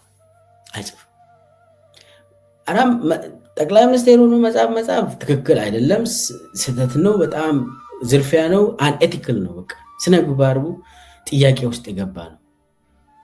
እሱ ብቻም ሳይሆን ፊዚካሊም አይቻልም። አንድ ሰው ሙሉ ሰላም በሆን በቃ ሚኒስቴሮች ስራቸውን ሁሉ በገዛ በራሳቸው ስራ የሚሰሩ ቢሆን በቃ አብይ ጋር ራሱ በወር አንዴ እንደው ወይ ደግሞ በሁለት ወር አንዴ ሚኒስቴሮች አብይን ሰላም ለማለት ቤተመንግስት የሚሄዱ ምናምን ቢሆን ራሱ መጻፍ አይችልም። አሁን እኮ ኢትዮጵያ ሚኒስቴሮች ምናምን የላትም። የክልል ፕሬዝዳንቶች የአብይ ትእዛዝን ነው በየቀኑ ይደውላል፣ እንደዚህ ያደርጋል። በቃ መከላከያ ሰራዊት ከኤታማዦር ሹም ጋር አይደዋወልም። ይሄ ብርሃኑ ጁላ የሚባለው ዝም ራ እንዳያነጋገሩ ስብሰባ ላይ ነው የሚገናኘው። አብይ ቀጥታ የእዝ ኃላፊዎች ክፍለ ጦር ደረጃ ወርዶ ይደውላል። ክፍል ታች ወርዶ ይደውላል። እሱ አሁን የአብይ ዋናው ስራው አንደኛ ፊፍት ጀነሬሽን ዋርፌር የሳይኮሎጂካል ዋርፌር የሚባለው ሳይኮሎጂካል ኦፕሬሽን ፕሮፓጋንዳ ማለት ነው። ፕሮፓጋንዳ ማካሄድ አንደኛ እሱ ነው። ሁለተኛ መከላከያ ሰራዊት ውስጥ መኔጅ ማድረግ ነው ስራው። በቃ ሚኒስቴሮችን መስደብ ነው ስራው። የተወሰኑ ሰዎች ይህንን ስራ ስሩ፣ ህግም በተመለከተ የክሌስ ጨርሰ እዛም ትንበል ብሎ አንድ ቀን ሰብስቦ 15 ህጎችን ድራፍቱን በሚኒስቴር መስሪያ ቤት ይሄ ምክር ቤት ሚኒስቴሮች ምክር ቤት 15 የሆኑ ህጎችን አጽድጎ ይወጣል በአንድ ቀን። ምን ማለት ነው? ይቻላል? አይቻልም። ኦልሬዲ የሞተ ጉዳይ ነው። የሆነ ቦታ ሚኒስቴሮቹ ለስም ነው እዛ የሚቀመጡት። አብይ መጽሐፍ ለመጽሐፍ አይደለም ሪፖርት ለማንበብ ጊዜ የለው፣ አይችልም። ያንንም ትዕግስት የለውም፣ አቅምም የለውም ለማንበብ። ለዛ ሰውም አይደለም መጽሐፍ አይደለም። ስለዚህ ለዚህ ውሸታም የሆነ ሰውዬ ምንድን ነው የሚገባው? ቤተመንግስት ነው የሚገባው። ለዚህ ውሸታም በሁሉንም የትምህርት ስርዓቱን በመግደል ራሳችንን ዶክተሮች ራሳችንን ጻፊዎች እያለ ትምህርት ስርዓቱን አጠፋ። የእውቀት ስርዓቱን አጠፋ። ኖሌጅ ፕሮዳክሽንን ዶሚኔት ለማድረግ መጽሐፎችን በየቀኑ ጽፈናል እያሉ ኢትዮጵያውያንን ደግሞ ባንዳና ባዳ እያሉ ራሳቸው ባንዳና ባዳ ሆነ። አሁን ደግሞ አዲስ ህገ መንግስት እየጻፍን ነው አሉ። የአብይ ህገ መንግስት እየተጻፈ ነው ያለው እና ለዚህ ሰው ለምንድን ነው የምትሞተው? ለዚህ ሰው ይህ ውሸታም ሰውዬ ሊሸኝ ይገባል። አብይ ከመጣ ድሃ ነው ያደረገ የኢትዮጵያ ህዝብ ሆይ፣ አብይ ከመጣ ስቃይ ነው የመጣብህ። የተወሰኑ ሰዎችን ገዝተዋል። አዎ ይገዛል፣ ይከፍላል። አዲስ አበባ ላይ የተቀመጡ የሚደልቡ የስርዓቱ ተጠቃሚዎች አሉ። ከዛ ውጭ ግን ኢትዮጵያውያን በስቃይ ያለክ ነው። ለምንድን ነው የክልል ፖሊስ፣ የክልል ሚሊሻ፣ የመከላከያ ሰራዊት ሆነ ለአብይ የምትሞተው? ለዚህ ውሸታም ከጅምሩ በውሸት የመጣውን ሰውዬ ለምንድን ነው የምትሞተው? መሞት የለብህም። የአብይም ሚዲያ መከታተል ራሱ አያስፈልግም። የሱም ፕሮፓጋንዳ መስማት አያስፈልግም። አሁን አንዳንድ ሰዎች የአብይ ደጋፊዎች ምን አሉ ብሎ ጊዜያቸውን ያጠፋሉ። የአብይ መንደር አትሂዱ፣ የሱ ፕሮፓጋንዳ መንደር አትሂዱ። የሱ መጽሐፍም የሚነበብ መጽሐፍ አይደለም፣ ውሸት ነው፣ ፕሮፓጋንዳ ነው። እውነት ላይ የተመሰረተ ስራ አይደለም። ሂደቱን የጠበቀ መጽሐፍ አይደለም። የሱ መጽሐፍ ማንበብ የለብህም። የሱ መጽሐፍ የሚባለው ውሸት ነው፣ ቅራቅንቦ ተጽፎ። መጽሐፍ ማንበብ ከፈለጋችሁ በዓለም ደረጃ የሚታወቁ መጽሐፎች አሉ። ትክክለኛ ኢትዮጵያውያንም የጻፉ መጽሐፎች አሉ ላይብረሪ ውስጥ። እነሱ አሁን እየጠፉ ነው። ከመንገድ እያስነሳ ነው። አብይ የሚደረደረው መንገድ ላይ ቡክስቶር ከሄዳችሁ የብልጽግና ጸሐፊዎች ብቻ እንዲቀር እየተደረገ ነው። በነገራችን ላይ ሂዱ አዲስ አበባ ተመልከቱ። ክልል ላይ ላይብረሪዎችን ተመልከቱ። ምንድን ነው እየተካሄደ ያለው? ትውልድ እየጠፋ ነው። የአብይ ትውልድ እንዲቀረጽ ተብሎ መጽሐፉን ተጽፎለታል። እዛ የመደመር ትውልድ ተብሎ በትምህርት ቤት እንደዚህ አይነት መጽሐፎች ሊወገዱ ይገባል። ውሸት ላይ የተመሰረተ መጽሐፍ አያስፈልግም። ሳይንሳዊ የሆነ መጽሐፍ ያስፈልጋል። በትክክል በአብይ ተጽፏል ቢሆን አብይ ከስልጣን ከወረደ በኋላ ምጽፈው መጽሐፍ ለማንበብ ዝግጁ ነኝ። የመጀመሪያ እስካም አድርጎኛል መደመር ላይ። ከዛ ውጪ ግን አብይ ከስልጣን ከተወደደ እንደው ይጠፋል፣ ከኢትዮጵያ ጠፍቶ አቡዳቢ ቁጭ ብሎ የሚጽፈው መጽሐፍ አነብለታለሁ። እሱ ላይ ከስልጣን ከለቀቀ በኋላ ስለጻፈ ምናልባት እውነት ሊናገር ይችላል ብዬ። አሁን አብይ እንደዛ አደርግም። በኋላም እሱ የተፈጥሮ ችግር ስላለበት ውሸታም ነው። ያንን ራሱን እንደው አስተካክሎ ይናገራል፣ ይጽፋል። እነዛ እምነት የለኝም። ስለዚህ የኢትዮጵያ ሕዝብ ከአብይ ፕሮፓጋንዳ ውጣ። የአብይ መንደር አትሄድ፣ እሱን አትስማ። ለሱ መሞትም የለብህም።